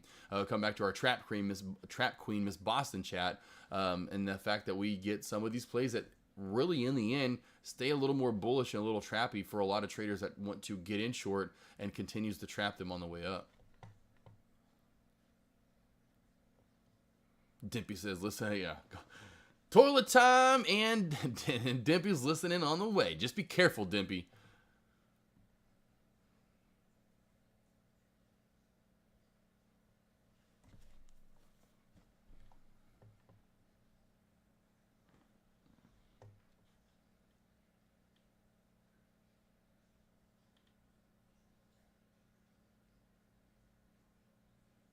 Really not a lot of movement overall. I'd say SIGA will go back to now looking at GovX team.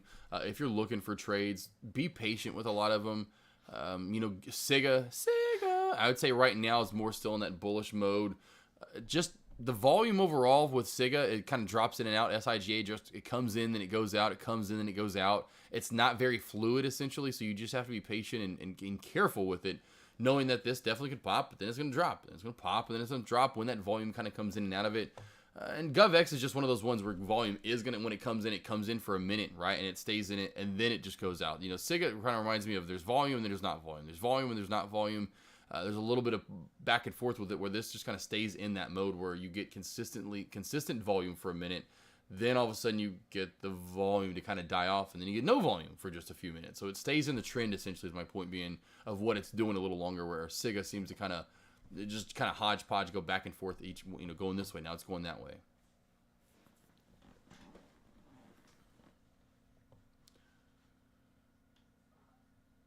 Uncle Mark, that's so funny. Ludwig just comes in. So Uncle Mark, there you go. Ludwig just comes in and says, Uncle Mark, where's he at? I want to see my man. Yeah, Dimpy, yeah, it hadn't fully cracked back so far, but exactly, Dimpy. It's just one of those ones where it's it's staying bullish. You're going to have to stay, if you want more of a crack in the end for SIGA, in my opinion, you're going to want to do shelf cracks for sure here moving forward. Uncle Mark says I'm here. I love it. So there you go, Uncle Mark. I'm loving it. Loving it, man. I'm telling you, up the leaderboard fast you went, Uncle Mark, you know? You were, you know, out there with just most golfers not doing, next thing you know, you won a major, 2 in a row, went from 400 in the rankings to now you're like 23rd, 30th, there's, you know, 20 to 30s, looking to crack the top 20 here soon. Literally for sure, gonna make the Riders Cup now. Next thing you know, you're making the Riders Cup. Is it this year? I don't even know if it's this year. We'll just call it. We'll pretend it's this year. You're making the Riders Cup now.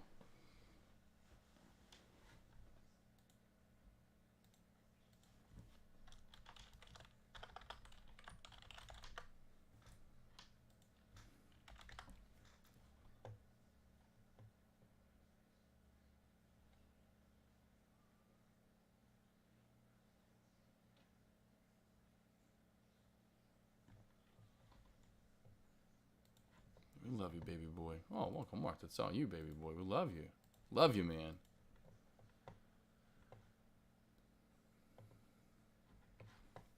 Yeah. Was it a ticker, Mark? Was it a ticker TFF? I was going, well, I think that's your abbreviation. I was like, hold on a sec. I thought you were alerting a ticker.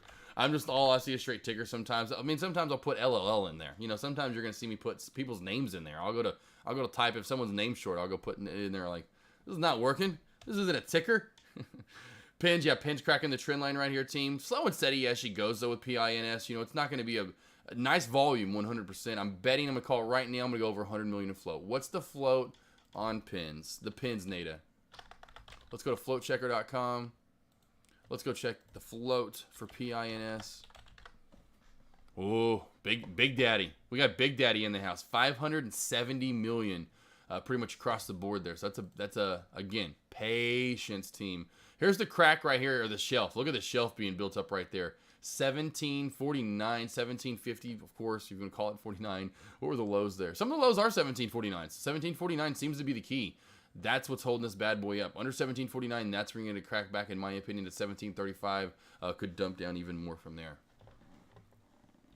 How long did it take for you to become a profitable trader? Ludwig, myself, I would say, because I gave my journey at the seminar. I've given it many times here. Not the joke of the seminar, but you know, it was more than 2 years because I didn't put the time and effort in. You know, if you want to consider just when I finally put the time and effort in, I would say 9 months, maybe something along those lines. But you know, 2016 first started trading. I was like you guys, 9 to 5. I had a normal job. I thought I could just show up and after learning terminology and watching videos from August of 2015 to December 2015, thinking, hey, okay, I've got it figured out. I'll just show up to chat, find some alerts, take the trades, take the alerts, boom. It'll be that easy. It's not that easy. I think we all figured that we figured that out, you know, early on. We just can't show up to chat and kind of hodgepodge our way through it. And I'll learn a little bit. I know what the VY, okay, I kind of know this stuff. Sure, I'm just going to take some alerts and just kill it. That usually just doesn't happen. And so it took all of 2016. Big one. Well, I say a big. My account was only 3K. Took $1,000 loss once. Said, hey, I don't want to do that again. But I didn't trade that much. You know, you know, maybe a handful of times each month that I was making trades. It wasn't a lot. A lot of it because I was scared, didn't know what I was doing. Once I finally realized that too, I was like, oh boy, what am I even doing here? So fast forward to 2017, still doing the same thing, but finally, you know, I found Sean, Tradecaster. Well, of course, back then it was deckmartrades.com. February of 2017. He started really implementing a lot of things that I hadn't heard before, or at least things that I maybe should implement more, especially traders in chat. Like, hey, figure it out. Paper trade if you want to. Don't use your real account. If you don't want to go cash and go real small trades, go figure out what you're good at. Go track your trades. Go small share size if you do go large. You know, or if you do go in at first, don't go large. Just figure out what you're good at. And it wasn't until August, 2 years after I figured out what penny stocks were and really started watching videos, August 2017, that I said, man, okay, I'm stepping back. Because I took another $1,000 loss on my $3,000 account. Of course, most times it was normal trades. 100 loss here, 100 win there. 200 loss here, 200 win there. You know, it's always even, really, essentially. But I took those $1,000 losses, 2 of them now. And so to refund it, we all know how we fund it and make it grow. We refund it, essentially. I shouldn't say how our account grows, we fund it, essentially. So I stepped back, said, hey, I'm going to, no more gas pedal here. We're going to put our, pedal off the gas. I want to paper trade for the next 5 months. So from August 2017 to December 2017, I said, I'm going to be in chat every day, figure out what I'm good at, track my trades, go over it. And so that's when I really started diving in. So that took that 5 good months. Take maybe the 3 full months if you take the little baby steps that I earlier someone asked what if you have a 9 to 5. Someone asked this earlier in the other index chat. Hey, if you have a 9 to 5, what's a winning routine to kind of to try to develop? It's hard because it's different. It's difficult and it's different for each trader, especially when you have a 9 to 5 job. You know, when to get successful, when to figure out what you're good at trading, all that kind of stuff. And so I realized, hey, if I could be in chat all day every day, and then so that 5 months from August 2017 to December 2017. And we'll call it 3 months of the 2 years, 2016 and 2017. We'll call that was about 3 months of really the time that I put in. I was slacking. I was a slacker. I thought I could just show up. You know what I mean? A lot of traders do that at first. You do a lot of slack, a lot of it because I did have, 2 other jobs, a full-time job and then a side job, let alone trying to learn stock trading. And so I've given my story. I worked at Renaissance in the past. I had to deliver furniture and freaking like, oh boy, looking at how much I had to load up in that and sweating my butt off already going, man, I only loaded it up. Now I got to drive there and unload it. I got multiple, oh geez. And then you get to some of those houses. Anyway, I had to wait tables at Fogo. I'll never forget. It's a beautiful restaurant. I love eating there still. I don't have horror stories from Fogo. I love me some Fogo. But on the one horror story is working all day on things, I've never worked on Thanksgiving in my life. 2017, I had to work all day long. Now, I know a lot of people are like, well, that's probably nothing to a lot of traders. So find that motivation, whatever is going, hey, I'm not doing this again. I'm not on my feet. I'm supposed to be eating and cooking all day on Thanksgiving. That's what I do. I eat and I cook. I'm supposed to, you know what I mean?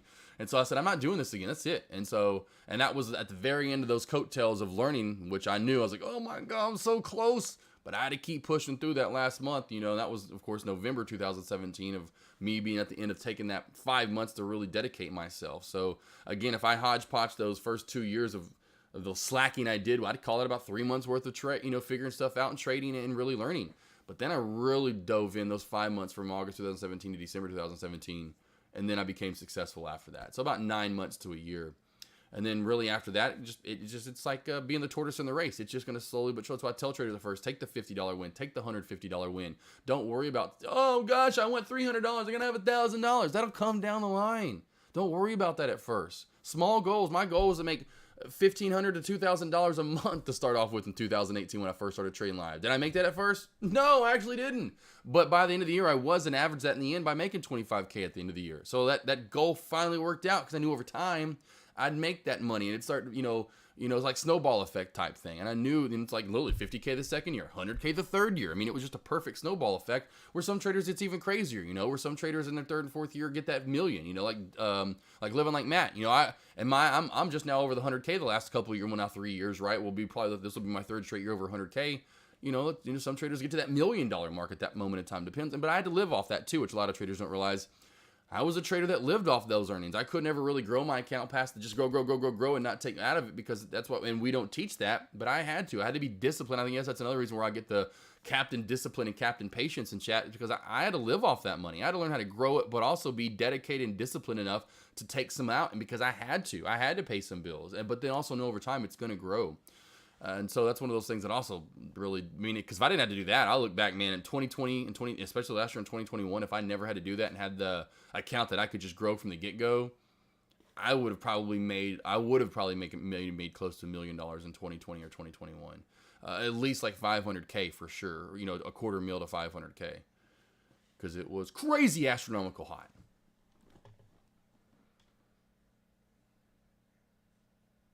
That's hilarious. Exactly what Uncle Mark said. The opposite of Motley Fool and Jim Cramer. Just listen to us. Zach Copper, what's up, my baby boy? Zach, you've been in chat for a while. You're really, and again, like seeing like you, Skychimp, Alex Vaughn, Tim Z, any of you traders that have went from newer to chat, and I remember when all you guys were new, I do my best. And even remember, if y'all were at the seminar, Day Trade Professor, he was going back to Super Buddy. We're doing a Q&A. He was going back to Super Buddy and Plum Diddy again. He turns around, he's like, all your traders' names?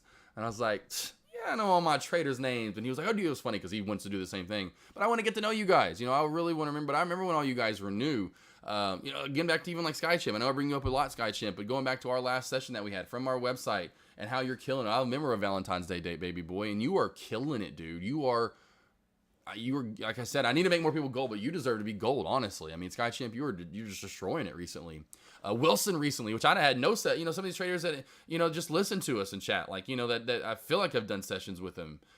So, you're just taking what we're learning in chat and you're putting it in your own favor. Wilson in chat. No, it was a Schwing, or Wilson recently, but Schwing, if you're here in chat, Schwing was killing it. Thursday and Friday in chat at the seminar, Schwing was like up $5,000+ in the 2 days. So team, it's awesome to see you guys when you first get in the chat, then see the growth. Again, feel like proud Papa Bear over here, honestly, even though I should be like 180 years old if I'm saying that. What's up, Lal Attack? How we doing? Sam Sneed, how long were you under the PDT rule in that journey of 2017? I was always under the PDT rule. So Sam Sneed, I opened up my account with $3,000 in 2016. I didn't grow it at all. It was $3,000 for the first 2 years. I grew it in 2018 from 3,000 to 25K, but I lived off of it a lot of the time, through that year. So, I mean, of course, I couldn't really grow it that much is my point. I grew at $25,000, but I didn't grow to, I wasn't at 28K now. After having to take money out, I started 2018 or 2019 with 10K. I went from 3K to 10K. So it made it look like I only grew at $7,000 in 2018 because I had to live off of that money and take some of that out here and there and live off of it. And so if I never had to do that, and so point being, I was under the PDT until 2020. 2019, I just was getting out of it after living off of it all year long, so I still consider myself under it. But I'd opened 2 accounts at that moment in time, or that point in time, so I had 2 accounts to work off with, and so that was another reason why. But again, it wasn't until the very end of 2019, and then really 2020 is when it exploded and had both over the PDT, and then really could start moving them up. Now, it wasn't until this year, and I haven't taken any out of it this year. This is the first year that I'm not taking anything out of it. Last year, I barely took anything out of it, and made 165K last year, starting off just over the PDT. I had 2 accounts that I started off with right over the PDT, right at about 30K. But I take some out. I don't let those grow. I don't live off of them, but I don't let them grow. I'm one of those traders that I keep my account right under 50K and keep it at that, because I know if I start getting over, I know I've talked to a few other traders too. They have kind of that same mindset. They know if they start getting 100, 200K, they have that kind of deck size account. I'm just not there yet mentally. I think I should be and I could be. I just haven't put myself in those shoes to where I want a $200,000 or $300,000 account. Could I? Yeah, 100%. Do I want to? I'm just not there mentally. I think next year and the year after, when we start getting in when I've been trading, I feel like now 5 full years, full time, we get back into a little bit more of a bullish market. That's where I'm going to start going full hammer again, both sides, long and short. Let's see here, Super Buddy. Yep, Super Buddy, love doing it. Let's see here. What do we got here? Schmitty, real quickly, can you explain trade ideas and what it does? Would you recommend it? So trade ideas is just essentially the best thing for trade ideas. Schmitty 17 would be using these scanners. And so use it for a month. Use that code Smitty and see if you find it useful for yourself for a month. That's what I would say. You get a deal for a month, take advantage of the deal for a month. It's not as expensive as it normally would be. Go on and take advantage of it. So I like it because you're going to find stuff when it halts up and you're not really paying attention to it. You're going to find stuff hitting the high of day momentum scanner and going, oh my gosh, this hit this to say it was early in the day, and you had no idea that SOUN was supposed to spike today, and say in the first 10 minutes or first 5 minutes it's already hit a 28 count. You go, oh geez, I got to go over to SOUN, right? It's just one of those things that it really helps yourself out and helps us, being as leaders or chat moderators or, essentially leading you guys in chat. Oh, this is running, or someone's like, hey, AKA deck, hey, this just hit the bubble. Come on, you need to move over to it.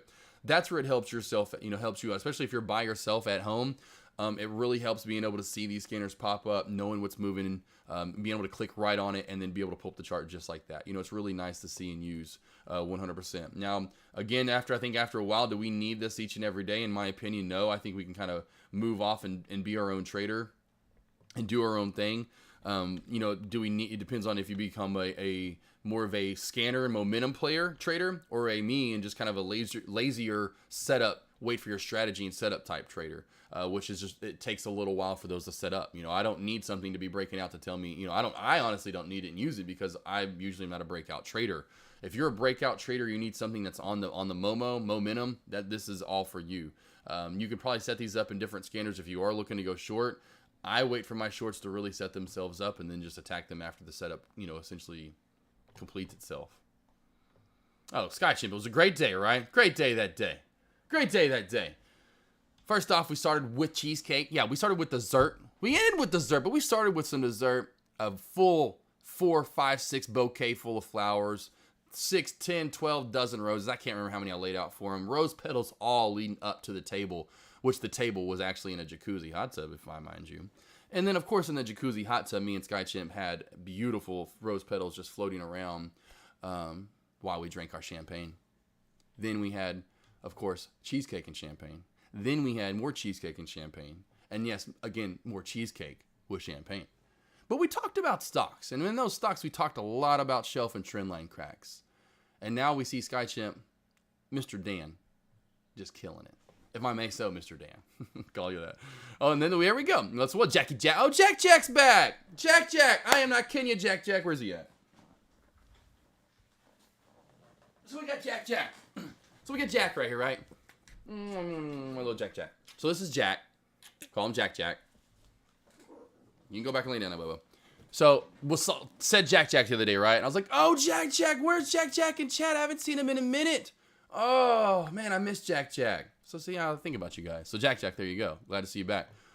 Oh, I am someone. So that was your name. I am someone. Okay, so I love when you guys change name and don't tell me and I'm lost for freaking ever. So I do remember I am someone too. Tim Z, you know what, team? It's done. It's done. It has been said. The blessing is now in.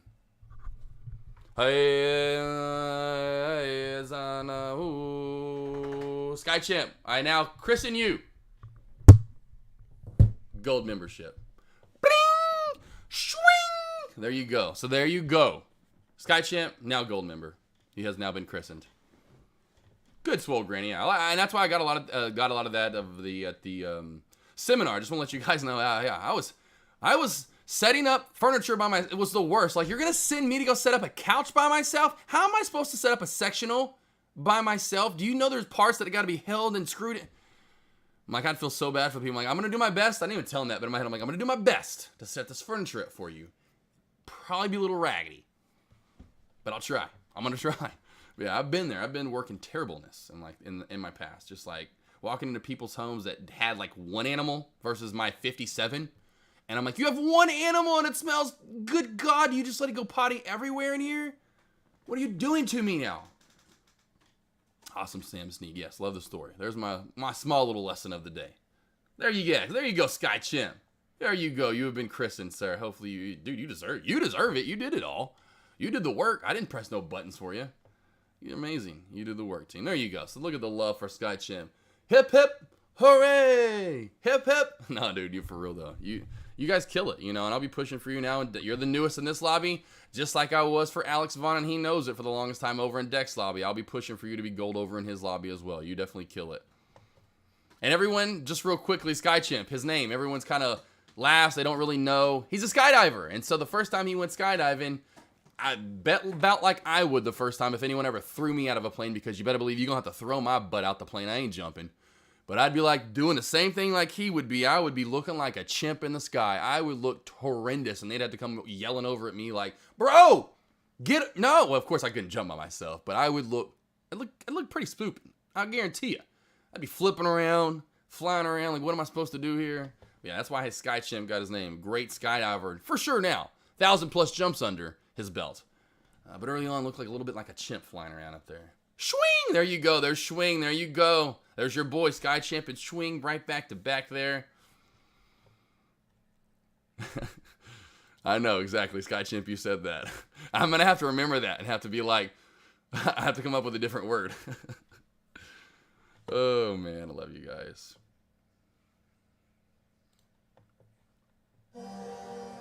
I'll play this for, oh, here we go. This is for Dimpy. This is for Dimpy. He said, play this for Dimpy.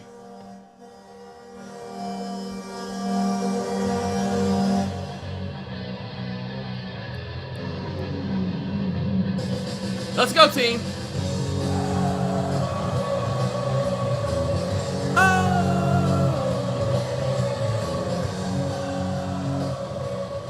I think he's only going to be able to hear it. But that's for tonight's game, team, if anyone's interested. We got the Rangers going on tonight. Big time. I mean, I'm telling you right now, Deck and Dimpy, y'all should have seen them on Friday night at the sports bar. I mean, they were glued to the TV. Go, Canes, go. I'm freaking draining a pipe right now. Dippy, you just missed it. Okay, this is, yeah. Dippy, you just missed it, man. You just missed it. Oh, you literally just missed it, my friend. This is what we do, try to help each trader out. Whichever you want. Here you go, Dippy. This is for you. And you're just listening, so here you go.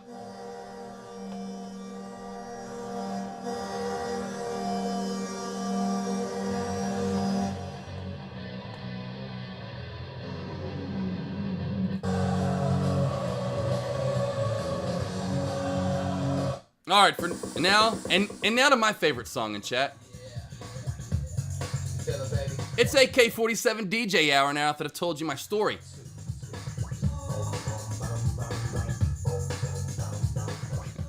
You're like, oh my gosh, are you guys all from the north? No, I'm not. Everyone, a lot of people thought I was from the north too. I'm like, I'm not from the north. There you go, Dimpy. All right, team. All right, cool. Got my little story in there, and I want to get into a lesson though. If you, again, what main strategies, and I have a lot of these pulled up from recently.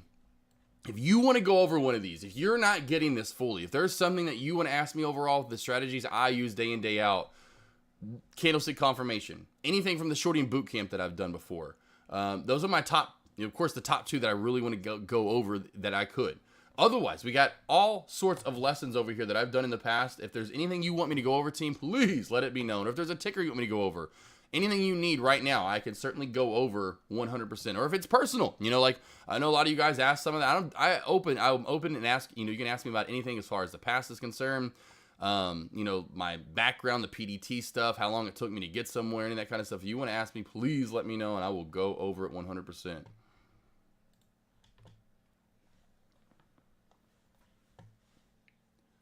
I would go over some, and I've looked what's so funny. I have about, half of my lessons are to go long. There's really, I just don't want to dive into those because of going long recently just hasn't been much to look for. I think even earlier, for one of the first times watch, I tried to actually last week when it was slower for Juan's trades, watching him go live this morning for half a second since I was actually around to watch my boy Deck again, which was great. Loved watching Deck again, which was great to be able to around to watch him. Was this Juan's trades, but I guess I didn't realize. I guess he's more of an only long trader because when I went over there, I really all saw he was kind of saying how slow it was, and he was looking about trying to go long setups. And I was just going over creating the plan flag wedge U-shaped breakouts. Him talking about those earlier downtrend breaks.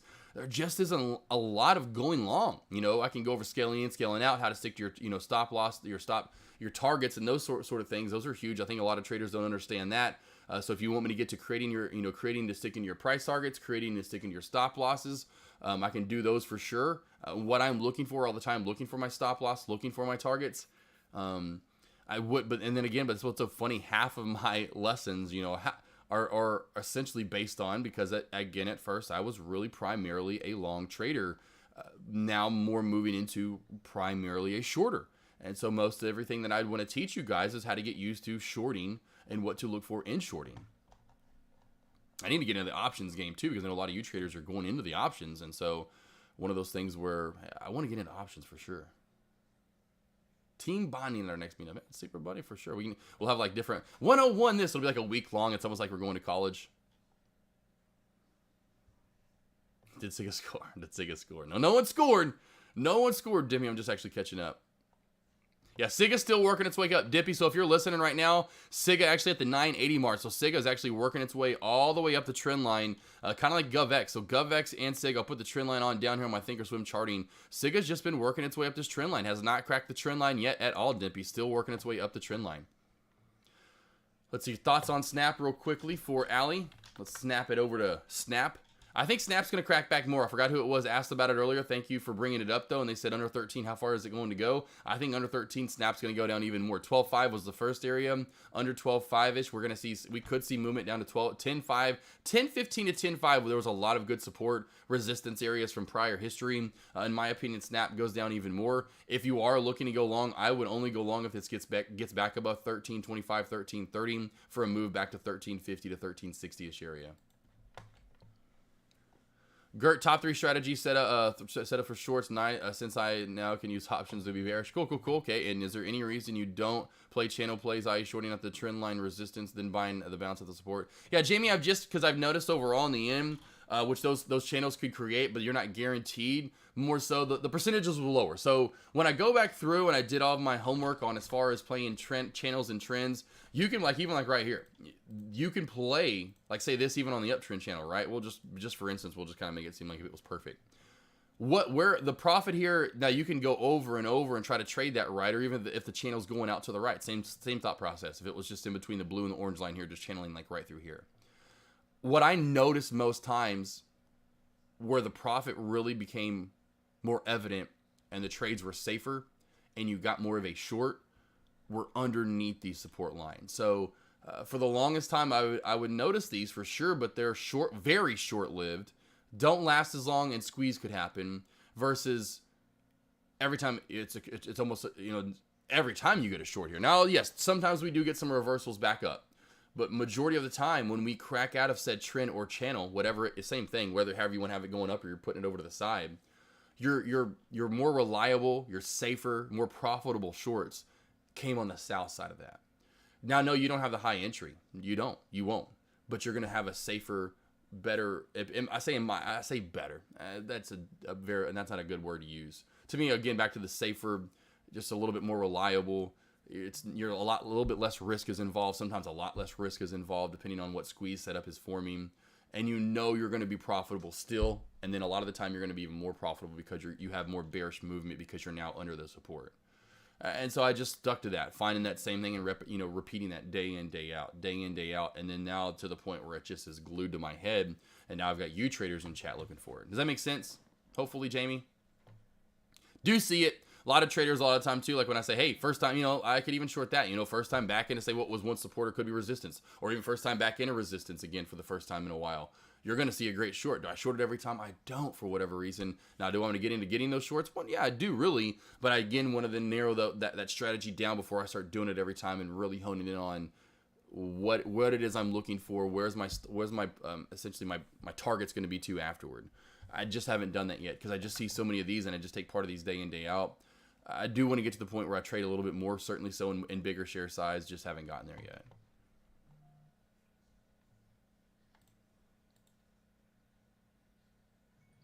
Look at Dimpy. There we go, Dimpster. All right, Dimpy, I love it. AK, when you are shorting shelf cracks, do you wait for the candle confirmation kind of? And Gert, don't worry, I'm going to get into the shorting lesson in just a minute. Don't worry, Gert, I got you.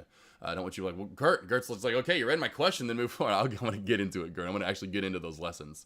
When you're shorting shelf cracks, do you wait for the candle confirmation kind of like trend break, or do you just short the break of the support level? So Ruby 1, it comes back to essentially my 1 minute time frame.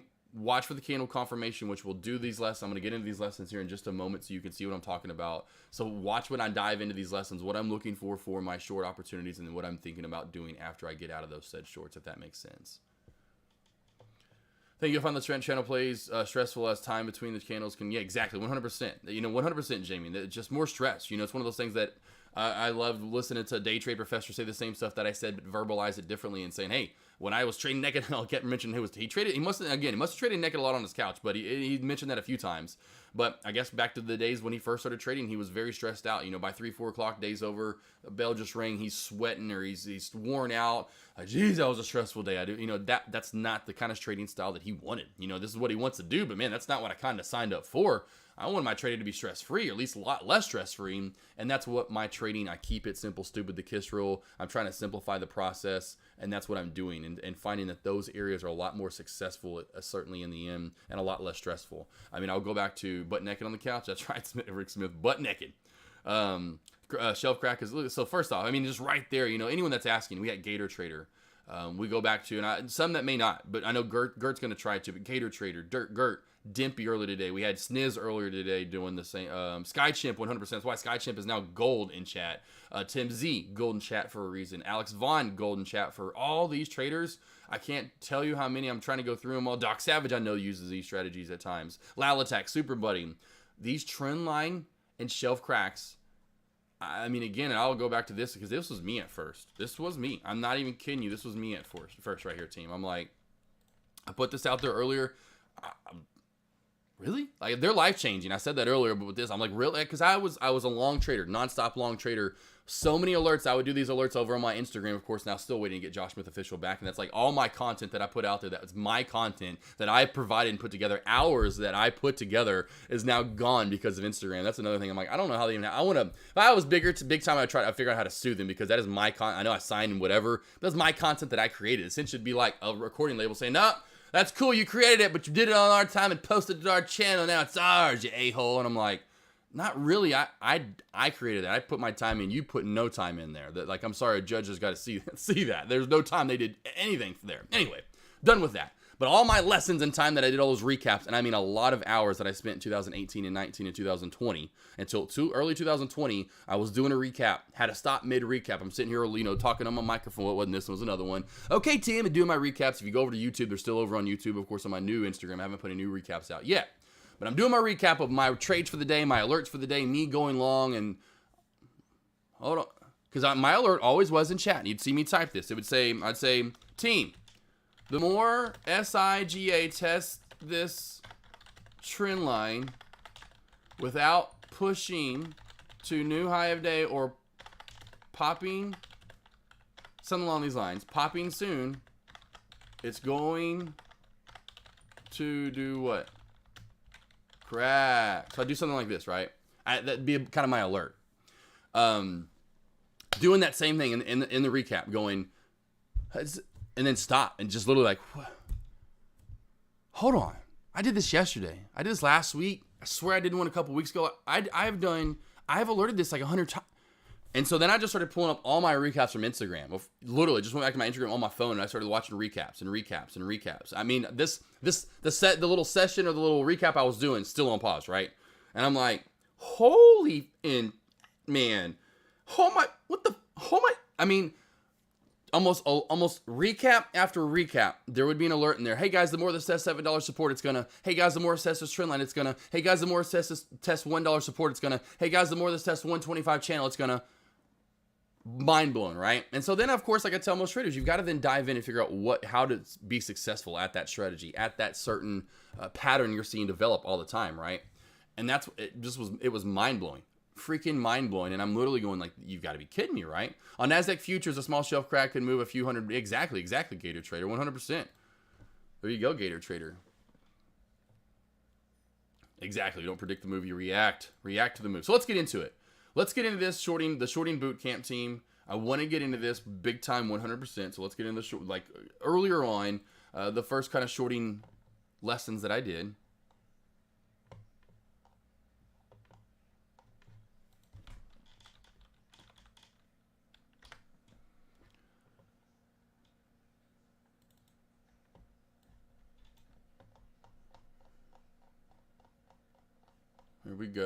Here we go. Let's get into this one right here. So this is really my basic, generic, just started. This is early 2020. I did this back in the early, and this is before I was really doing shelf cracks. So this is really going to be mainly trendline cracks team. Vic VP went 5 for 7. There you go. There you go, baby boy. Look at you, trendline and shelf. There's another one. I mean, team, it blows my mind and blows my heart up, like with love, but then it blows my mind how many of you guys are actually using this. It's seriously, love it, team. Let's get into it. So we can see here, right here, we can see, the shelf that I already kind of put in here. Of course, we get the double whammy. This is when I first started realizing the shelf crack, but this is mainly going to be trend line cracks.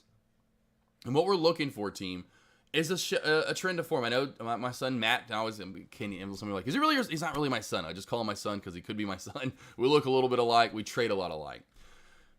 Pretty much anything I would have, want to die, put on my son, I pretty much would have done to him early on. So, yeah, school, but this one thing called investing, and here's what we're going to do with the rest of our life. And we're going to make a lot of money, especially if you can do this by 18 to 20. But we have the initial starting kind of trend that's being set right here. Really, truly set in when he calls it, the second pivot, or me calling the starter. So we have the starter and the setter. So this is the setter. So this is when it starts, right? This is what I call the setter. So you have to set it in now. Set your trend line. You have to have it set in 100% right here, team. So you have touch number 1, because in a 1 minute time frame, you're going to get multiple touches, but even in a 3 or 5, you're going to get a nice, good touch here. Same thing right here. So you get the second touch, essentially the setter. You got to set it in now. In any time frame, that's a touch. Now this is close. These are close right here, but not right on it. This, to me, I'm going to go a little bit further down and put the trend in right here. Knowing that if we come back down and do the same thing again and get that third touch, anything after 3 and more, we're good to go for a short. And so we come down to get that first true touch. We don't get the bounce. We get a shelf that's being formed right at 10. We get a trend line that's right underneath that, about the 980-ish mark, 985, whatever we want to call that right there. Boom. Look what our entry would be. Opening, closing candles in a 1 minute time frame. Now, you want to get to a 3, a 5, a 15, a 60 after this 100% of the time. But for that initial entry, right off the crack, you want to see a 1. You want to get a 1 minute time frame, and you're going to get in opening, closing candles. This is your entry area right here. 100%. A lot of the time, you're going to get good entries. Now, every once in a while, you're going to get a big, even in a 1 minute time frame, a big nasty red candle. It's hard to get in there. I'll try to find an example on here if I have one of those, and I call it the point of no return. And what I call it the point of no return is because there's going to be a point of no return when it gets to, say, in my case, it'd be anything around 9.7 to 9.5 with 20 seconds left. If this cracks this trend line, you see the price below 9.7 and it's between 9.5 and, of course, anything closer to 9.5 the better. But if it's at below 9.7, there's no way, in my opinion, with 20 seconds left in that minute, that 1 minute candle that's forming, we're going to lower shadow and we're going to pull all the way back and close up above this candle. You know, everyone's a little different. This mindset has taken years to kind of, why 970? Two reasons. One, I think that's just too far down. Secondly, I'm coming back to past chart history and looking at these upper shadows, these wicks right here. Knowing if we can get in underneath these, we're golden pony boy. We're golden pony boy. And so we didn't quite get, I'm just saying we didn't get that. I'm saying we didn't get there, but I'm saying if we get under 9.7, it's done. You know, you get under 9.7, this thing's really going to start dumping off. So you better start adding in this candle. If we start cracking, we're all the way down to 9.7. There's less than 20 seconds left, less than 15, less than 10 seconds left in this candle. Start adding in already if you want to. You know, you don't want to it just starts dumping off even more and get a bad price. That's where I start adding in. Now, if it's a setup like this where it just goes right below it and it's not dumping off too bad, I'm going to be a patient warrior and I'm going to wait for my entry. And that's why I wait for the open and close of candles. And I'm fine with still getting filled here at around that 975-ish, most likely, or close to that mark. I'm fine with that. Now I know if I can just get back below these lower shadows and below 9.5, there's nothing holding me up really. There's a little bit at 9, but really nothing until this area. That's why I put this green line in. That would have been gold for me. Like say earlier today with the SIGA trade, I would have been saying right off of the trend line crack. Same with this trade. I would have said room down to, and would have kept alerting to you guys where the room was, in my opinion, down to. And there's not a lot holding us up. Under 9.5, there's really just nothing holding us up, team. And so again, trend line in, we have the starter, we have the setter, it's in, crack of the trend line, close and open candles. Here's our entry area. We're scaling out as we move down. Here's a little bit slower mover. You know, I'm not big on having orders set just below the trend line, honestly, because of that lower shadow, but you can. A lot of traders ask me about that. You just have to find that certain area below that you feel comfortable with. That's why I wait for, literally, and I do, market order in, or I'm using hotkeys. So in my opinion, it's market ordering in, kind of, sort of. You're not getting the perfect entry as saying putting an order in and letting it sit there to get filled. But again, close and open candles. I mean, are we not taking about $1 almost trade right here, team? Love it. You know, and of course now, and that's what I say, me making more money going long, and there's one reason why. I still haven't gotten the process of holding stocks for 1, 2, 3, 4 hours. That's where you're going to make these $+ moves in shorting stocks. You don't get shorting stocks that go boom, boom, you know, just boom, boom, boom, boom, right? When it's hot out, we get a lot of plays that go boom, boom, boom, halt, gap halt, gap halt, gap halt. It's gap up, it's halt up. It's gap up, it's halt. You know, it's so essentially you can get into the first, the second halt, or even the second to third halt, and guarantee you're going to get a nice gap up and a spike. You're going to make bukus of money. Doesn't take much. Even 100. I've made team. On 100 shares, I've made $1,000 going long. I haven't gotten even, that's why I asked Deck that earlier. If I'm going to make tons of money, I know in my opinion it's going to be going short, or going long. Now, if I'm going to make consistent money, a little bit more consistent, higher win rate, it's going to be going short. I would love to see the market conditions when I can do both. I can go short and I can go long and get crazy breakouts. Because again, with the 100 shares team, I have made $1,000 before. With Kelly B last year, 2021, April 1st, I'll never forget. Even with 1,000 shares team, I banked $10,000. $10,000 on 1,000 shares because this thing just went bananas last year. You couldn't hardly blink. It was gap up. The gap ups were like $3 or $4. Gap ups were $3. I mean, 1,000 shares, $3 gap up. You're up $3K. Like that. I mean, I don't get those in shorts. I don't. And so with shorts, you have to be, and it's really helped me out in the end, more patient. So what I'm trying to get to essentially is the point of this. You have to be more patient with a Y. P-A-Y. It pays off to be patient in the stock market, and especially when you're short. You're not getting dumpo, like dollar crack, gap down, halted down, then a big gap. You're not getting those. We're just not. We're going to get nice, slow and steady matriculators that just dump away. And so again, open and close of candles. Here's your entry. We are fine. And again, back, where would my stop loss be in any of these, team? Well, most majority of the time, let's just go back to the first one real quickly. If my entry here was around the 975 mark, where is my stop loss going to be? At this point in time, I see these lower shadows. I see what was once resistance, or of course was support, should be resistance, and the old trend line up. I'm not letting this get back above $9.90 and $10. Whatever this line was, where a lot of that bouncing was, and $10 in the trend line up, I'm not going to say, oh, trend line up, so then your stop loss is all the way up to $10.25 at this. No, that's 50-cent stop loss. That's, or even high. No. I'm going to that first immediate resistance area above it, or what should be resistance, and if that is not going to hold it up, and it's going to squeeze. I'll tell you right now, you're going to get squeezed on. So say right here, my movement and my highest area to let this get to, in my opinion, would be the VWAP to this little shelf that was being formed and could have been on the initial, crack, the crack of this shelf right here at 940 and the VWAP. Boom, boom. Look at that initial boom, boom. Look at the crack back right here. Now I see it. Back then I didn't see that as well. And so I would have went shelf crack to trend line crack probably here, got a higher entry. But if I just did the trend line crack, I'm moving straight up and going VWAP. Oh, trend line's really nice and slow and steady, so I'll give it maybe a little squeeze above the trend line, but I'm not going above the VWAP in the 640 mark. You got to cut it at that moment in time. That's got to be the end-all, be-all, or you're going to most likely see a squeeze of 660 or maybe even 680 again, and your entry was right down here. Here's another one. Entry, close and open of candles of, of course, of the trend line. Anywhere below the VWAP, you're golden. This is going to dump more. So from there, you're good to go. Where's your stop loss at? In my opinion, 110 up to about 113. Over this 113-ish mark, and I know it's kind of goofy because it's a nice slow and steady mover. It's every 2 cents here, which is funny. Every 2 or 1.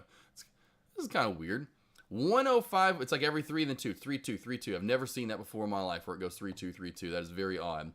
But again, team, I would have gone right on that 113-ish mark, somewhere right around right there as my stop loss. So entry right around the 108 mark. My stop loss is right around 113 to maybe high of day of 115, somewhere in this area. And then, of course, maybe when I see this now, being the trader I am, going, man, I could see us failing there if we do pop back up again. Maybe adding in at that moment in time, depending on what the ticker is and what the chart setup looks like.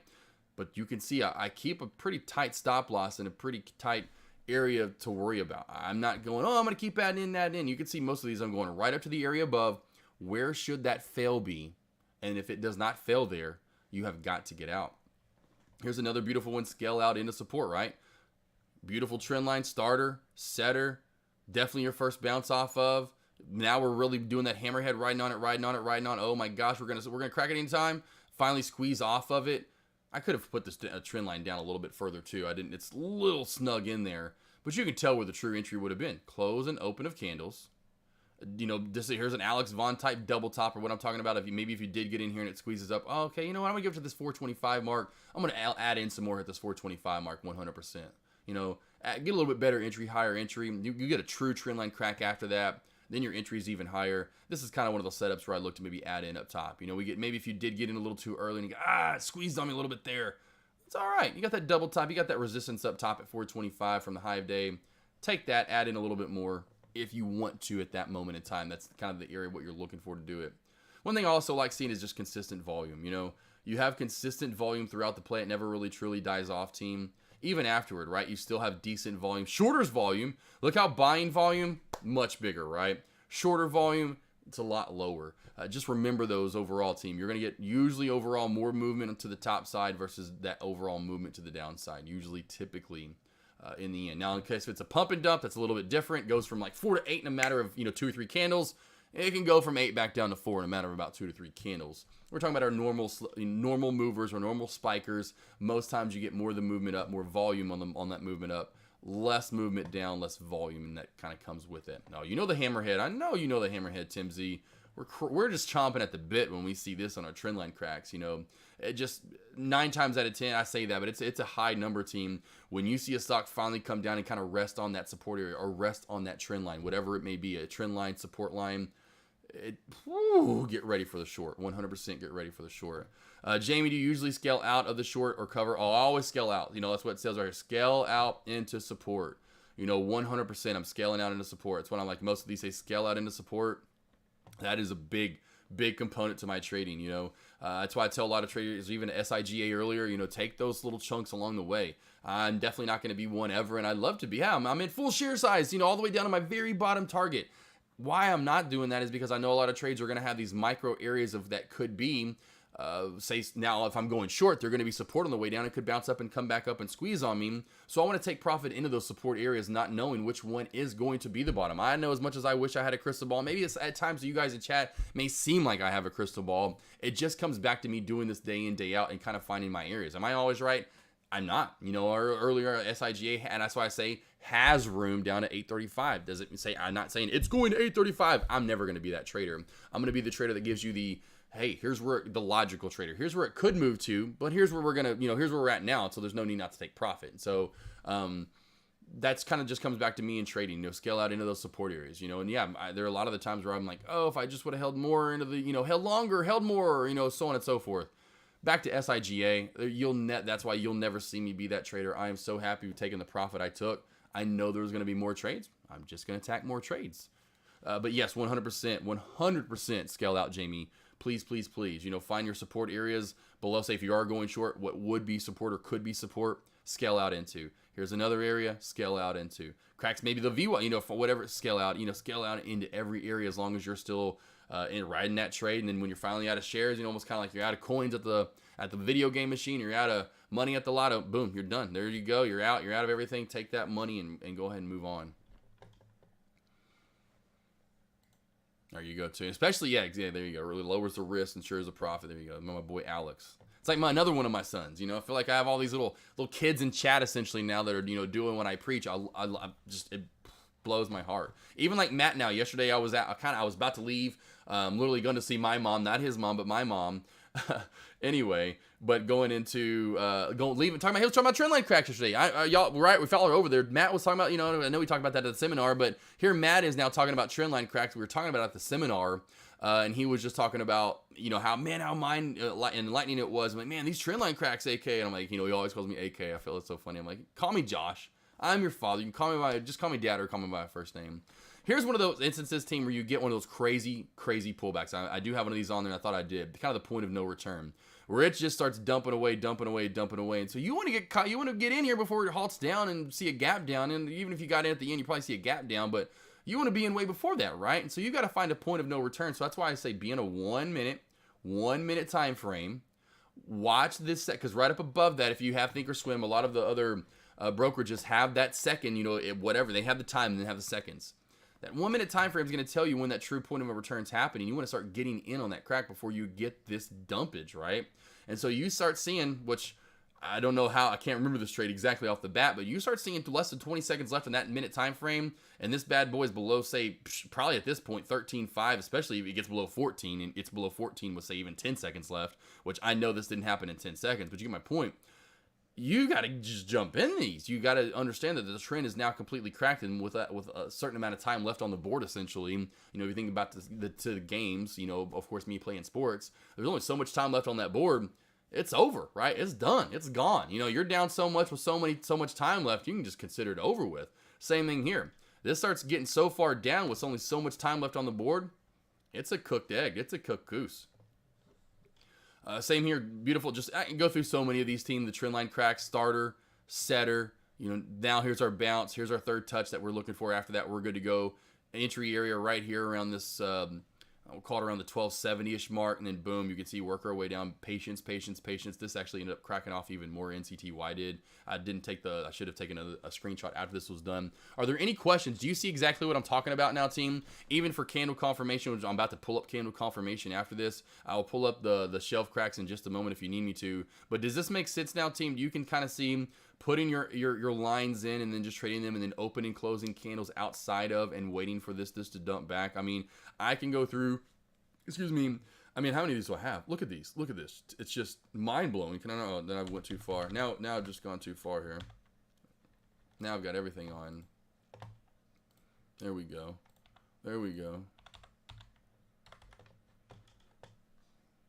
Finally. Jeez.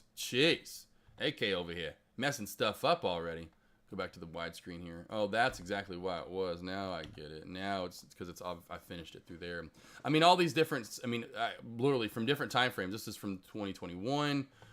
This is another one from 2021. Here's all through early part of 2021, back to 2020 right here, back to earlier in 2020. You know, all these from the same day that I did these on 12/24. I mean, a lot of these teams, it doesn't matter. You can go through the last, again, and I did for 2-3, just day in, day out. You're going to see the same setup. Trend line crack, open, close candles outside. Here's your entry right here. We're working our way back down. Your stop loss.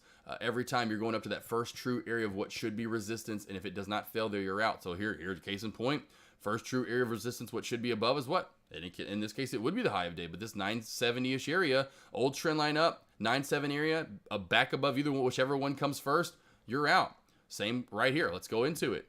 We trend line crack right here. You're in around, say, what's called the 660-ish mark. Where's your stop loss? Got to be, in my opinion, over this trend line up, if that's the first one you want to go with, or secondly, this high of day area. Everyone's going to be a little bit differently. This one right here, I wouldn't go with high of day. I'd go with trend line cracker entry. Here's around 2025. I would say back above probably 2750. I'd start trimming a little bit there. Definitely back above this area, this little upper shadow. I know we're going to start ramming back into the old trend line up and could squeeze and go higher. I'm out. You know, every one of these teams, I'm keeping my stop loss pretty decently tight. I don't want to go too high above and keep adding in, you know, say like right here, here's my entry. We'll call it 1270. Where's my stop loss at? Old trend line up. Anything above that or around this area right here, these upper shadows, I'm out. You know, I'm not going to continue holding in at 13. Oh, it's at 13. Oh, it's at the upper VWAP band. Maybe it'll fail in reverse here at 1320. I'm not still in at that moment in time, team. I know if this close and open candles above this trend line up or this 1285 to 1290 mark, I'm done. I'm gonna get squeezed. It's going up to that $13+ mark. I don't feel like being in then and adding in and adding to, which I saw Ashton Nolan actually before the seminar last week. I know you guys, a lot of you follow Ashton Nolan from Deck doing the couple of the interviews with him, and I love Ashton Nolan. Definitely has great material. One of the videos that I watched before the seminar said fact-ish or whatever it was. I like Ashton though. He was like, pretty much said like me when I'm saying 8-9 times out of 10, but every time you do that and point being you average in, scale into a losing trade, what already is a losing trade, it becomes more of a losing trade. He said usually your winning trades work out right away. It's not one of those ones where 20, 30, 40, 50, right? We know most times our winning trades, they are working out relatively pretty fast. It's not taking 20, 30 minutes. Now I've got to scale in more. I've got to add in more. I've got to add in more. Averaging into a losing trade is a very bad idea. I'm telling you, team, right now. Anything else you want me to go over? Does this make sense, though, team? 100%. Does this make sense? Do you look at your short? Yes. Pre-market, Jamie, I would say 70% of the time. Yeah, so Lilac got it. Of course, Swing, I know you've been killing it recently. I normally scale in and out, not or steadily scale in, but not out. I've changed, and I'm less stressed. There you go. And more fun. Let's see here. What do you got? See, what do we got? I'm trying to get back through these. I have so many alerts coming in now. Yes, but Jamie, yes. I'd say 75 to 80% of my shorts I locate in pre-market. So SIGA, same thing today. It's why you saw me alerting that team right off the bat. SIGA was 100% looking to short that again. 100% I'm usually locating my shorts of what I think is going to be a good short in pre-market. There is that 25 to 30% of the time waiting for new, because I already know what's popping up, Jamie, because most times, like say today, I'll get this off real quickly. We knew to start the day, it was going to be to obviously BTTX started. Oh, BTTX started popping back up here again recently. We knew to start the day it was going to be GovX. We knew it was going to maybe, which it wasn't above $1, but GF, some of these sub $1 stocks, so I'm not about those, so those are all crossed off the board. So it was GovX, which I located some earlier on in the morning. CBIO, which I was not a big fan of from yesterday, but it was holding its gains decently, but I was not going to short. Didn't like its movement from yesterday. What I love from yesterday, and I alerted right off the bat, and I'd missed the initial shelf crack right here at this 1025-ish area, was SIGA. And what I did yesterday, and I go, oh yeah, I remember what I did yesterday was SIGA. Right off the bat, I knew exactly what I was going to short most likely today. And so it's one of those things, the more you do this, the more you're going to know the day, even the day before. Like yesterday, I'm like, man, I probably know what I'm going to trade tomorrow, especially then obviously now it's pre-market. Yeah, I'm definitely going to be trading that again today. That happens a lot, you know, so you kind of already know because the day before you traded and you're already thinking about it and you know how easy it is to trade. You're just going to go right back to it the next day and trade it again, especially if it gives those same setups. Was it you? Swing? Was it you? Swing? Was it you at the seminar? What? Tell me right now. Was it PL? It was Plug. You traded PLUG Plug, was it not? And made about $5,000+. Tell me right now. Swing in chat. Swing. Tell me right now. Swing. Tell me I'm not right. You just went right back to it, banked it 2 days in a row. Sam Snead, I'm always in a 1 minute time frame for entries, and after that, Sam Snead, I move into a 3, a 5, a 15, and a 60. All glancing at those intermittently. I don't keep one up per se over any of the others, but I'll, of course, for you guys in chat, I'll just keep a 1, a 3, or whatever up. But if I'm in a trade, I'm pretty much nonstop kind of floating through those, finding one that I like the most that fits my eye. But 1 for the entry, then moving to a 3, 5, 15, and 60. Those are my favorite time frames.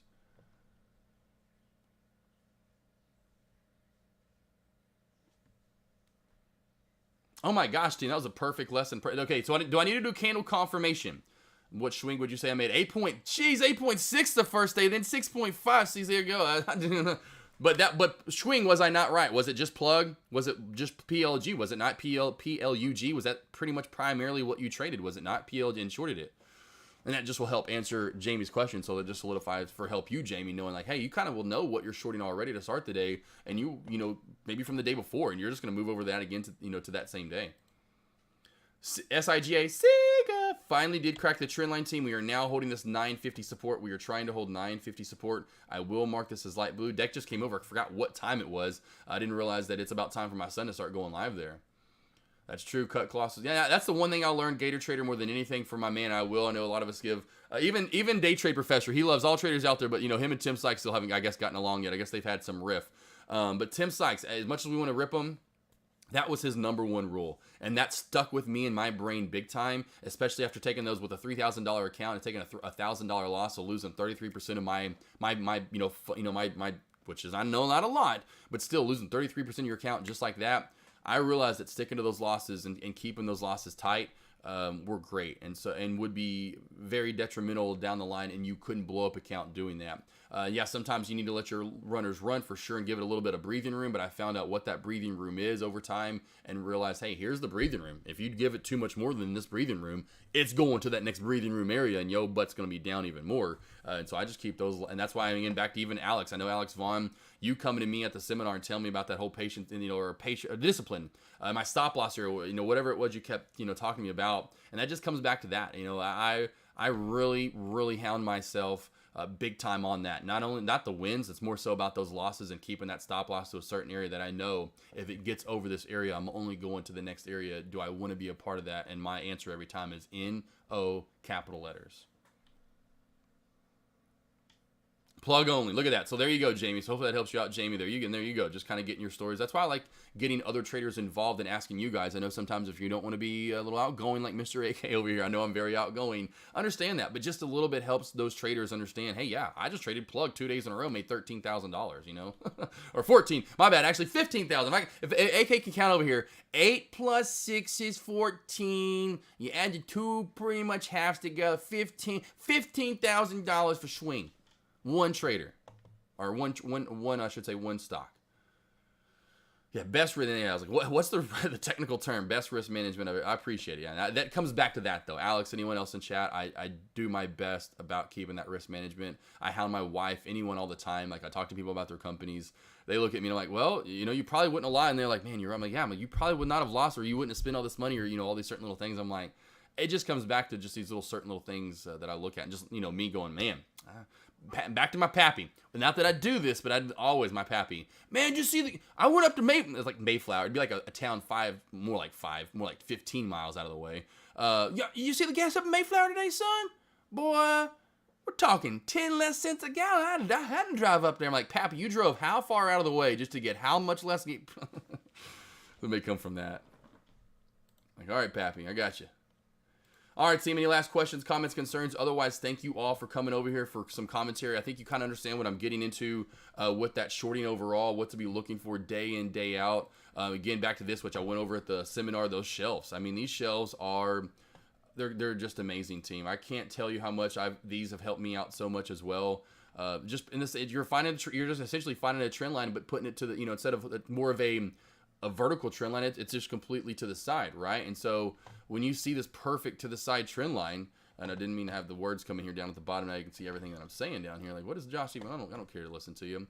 Every time, put your lines in, right? I love these little shelves. They're gonna come in different forms, but it's the same thing. They just go out to the side, and so when they crack, close and open candles outside, close and open candles outside. And where's your stop loss? Back up to that first resistance area. That, and a lot of the time, I'm going to start scaling out back above the old shelf, because the shelf, I know a lot of the time, that room back up could be, say, if I got in, say right below 8, I don't want to skyrocket back to 840 or 860. And so I know back above this shelf, this red line, I need to start worrying about scaling out. So I know a lot of traders have never heard of this, but instead of, you scale out to your targets, scale out to your stop loss. If you can scale out to your targets, there's no reason you shouldn't scale out to your stop loss and say, hey, my stop loss is 820 here. Anything back above 820, I'm going to get out.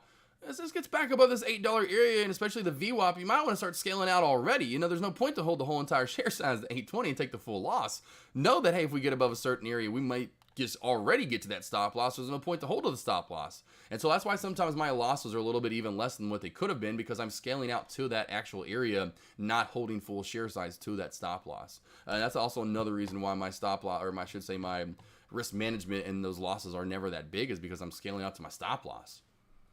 I know some people are like, what? I'm like, I'm telling you. Gert, you got it, boss. Let's see. Someone asked my fiance what her new job is past weekend. She said, financial. That's pretty much what we're doing. You know, we are definitely financially risking, and we're managing that, right? And so financially managing the risk to it. But you know what I'm saying? We're putting money out there, and we're managing that risk every time. You know, $200 win, do I have $100 loss, or whatever it may be. You're kind of managing what risk in the trades you have to come. Gator Trader, good to meet you too at the seminar, boss man. Good to meet you. I know we met at the seminar. Debbie Q, can't wait to see you at the next seminar. Maybe you were at the seminar and I ran into you. You're like, Josh, I ran into you. Come on. Hopefully you come and then Schwing, of course. Good to see you, Bank, at the seminar. One last one. Sky Champ, you still around? This is my boy Sky Champ, still around. The new gold member in chat. And by the way, kudos to my man Sky Champ. He is now the newest gold member in chat, team.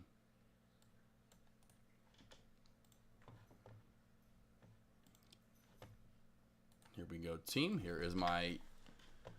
I didn't mean to do that again. I did it again last time. Just like last time, I'm putting too much information right there. Too much. I'm going to put my new... I got to get my new Instagram out there, team. So I do have the new Instagram and new YouTube. Not a new YouTube. I have the same YouTube, but I have the new Instagram. Go over to my Prime Trading Investments team if you do want to do some sessions. I've been doing those for over a year. Zoom it up.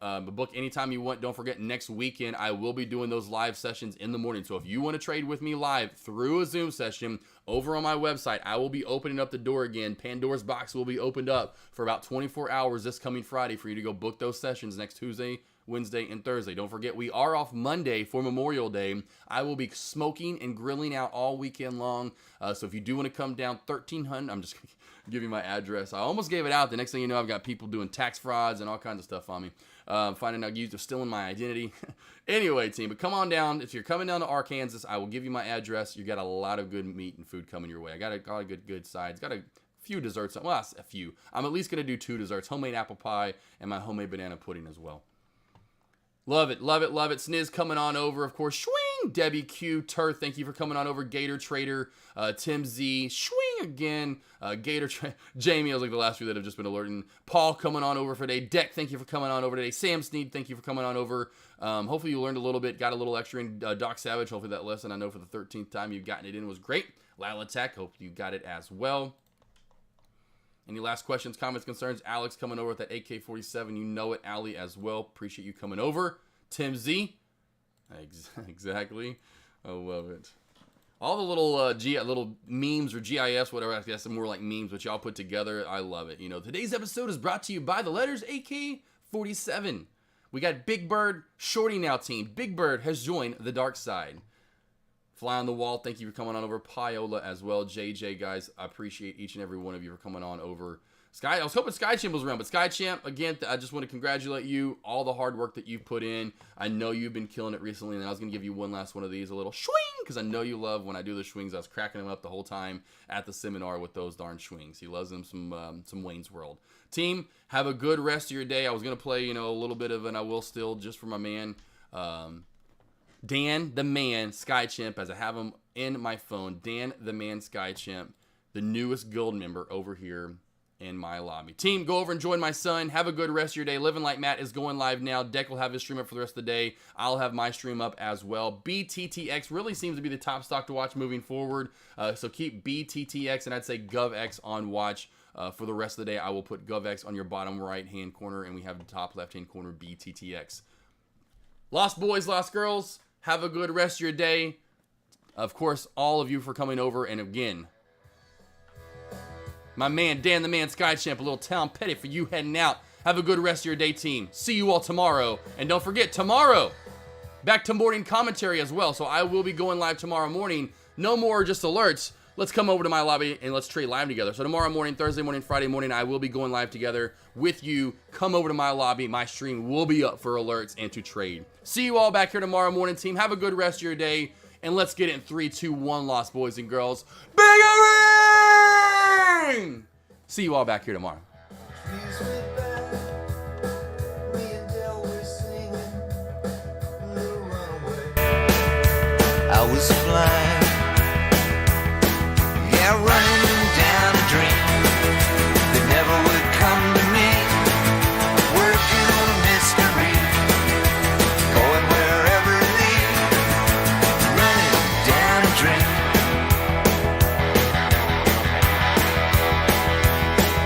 I felt so good, like anything was possible. Hit cruise control and rub my eyes. The last 3 days, the rain was unstoppable. It was always cold, no sunshine. Yeah, running down a dream that never would come to me. Working on a mystery, going wherever it leads. Running down a dream.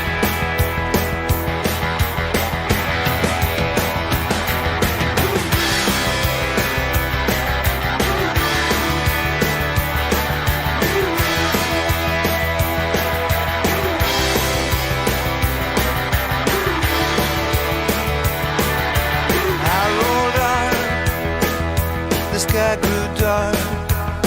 I put the pedal down to make some time.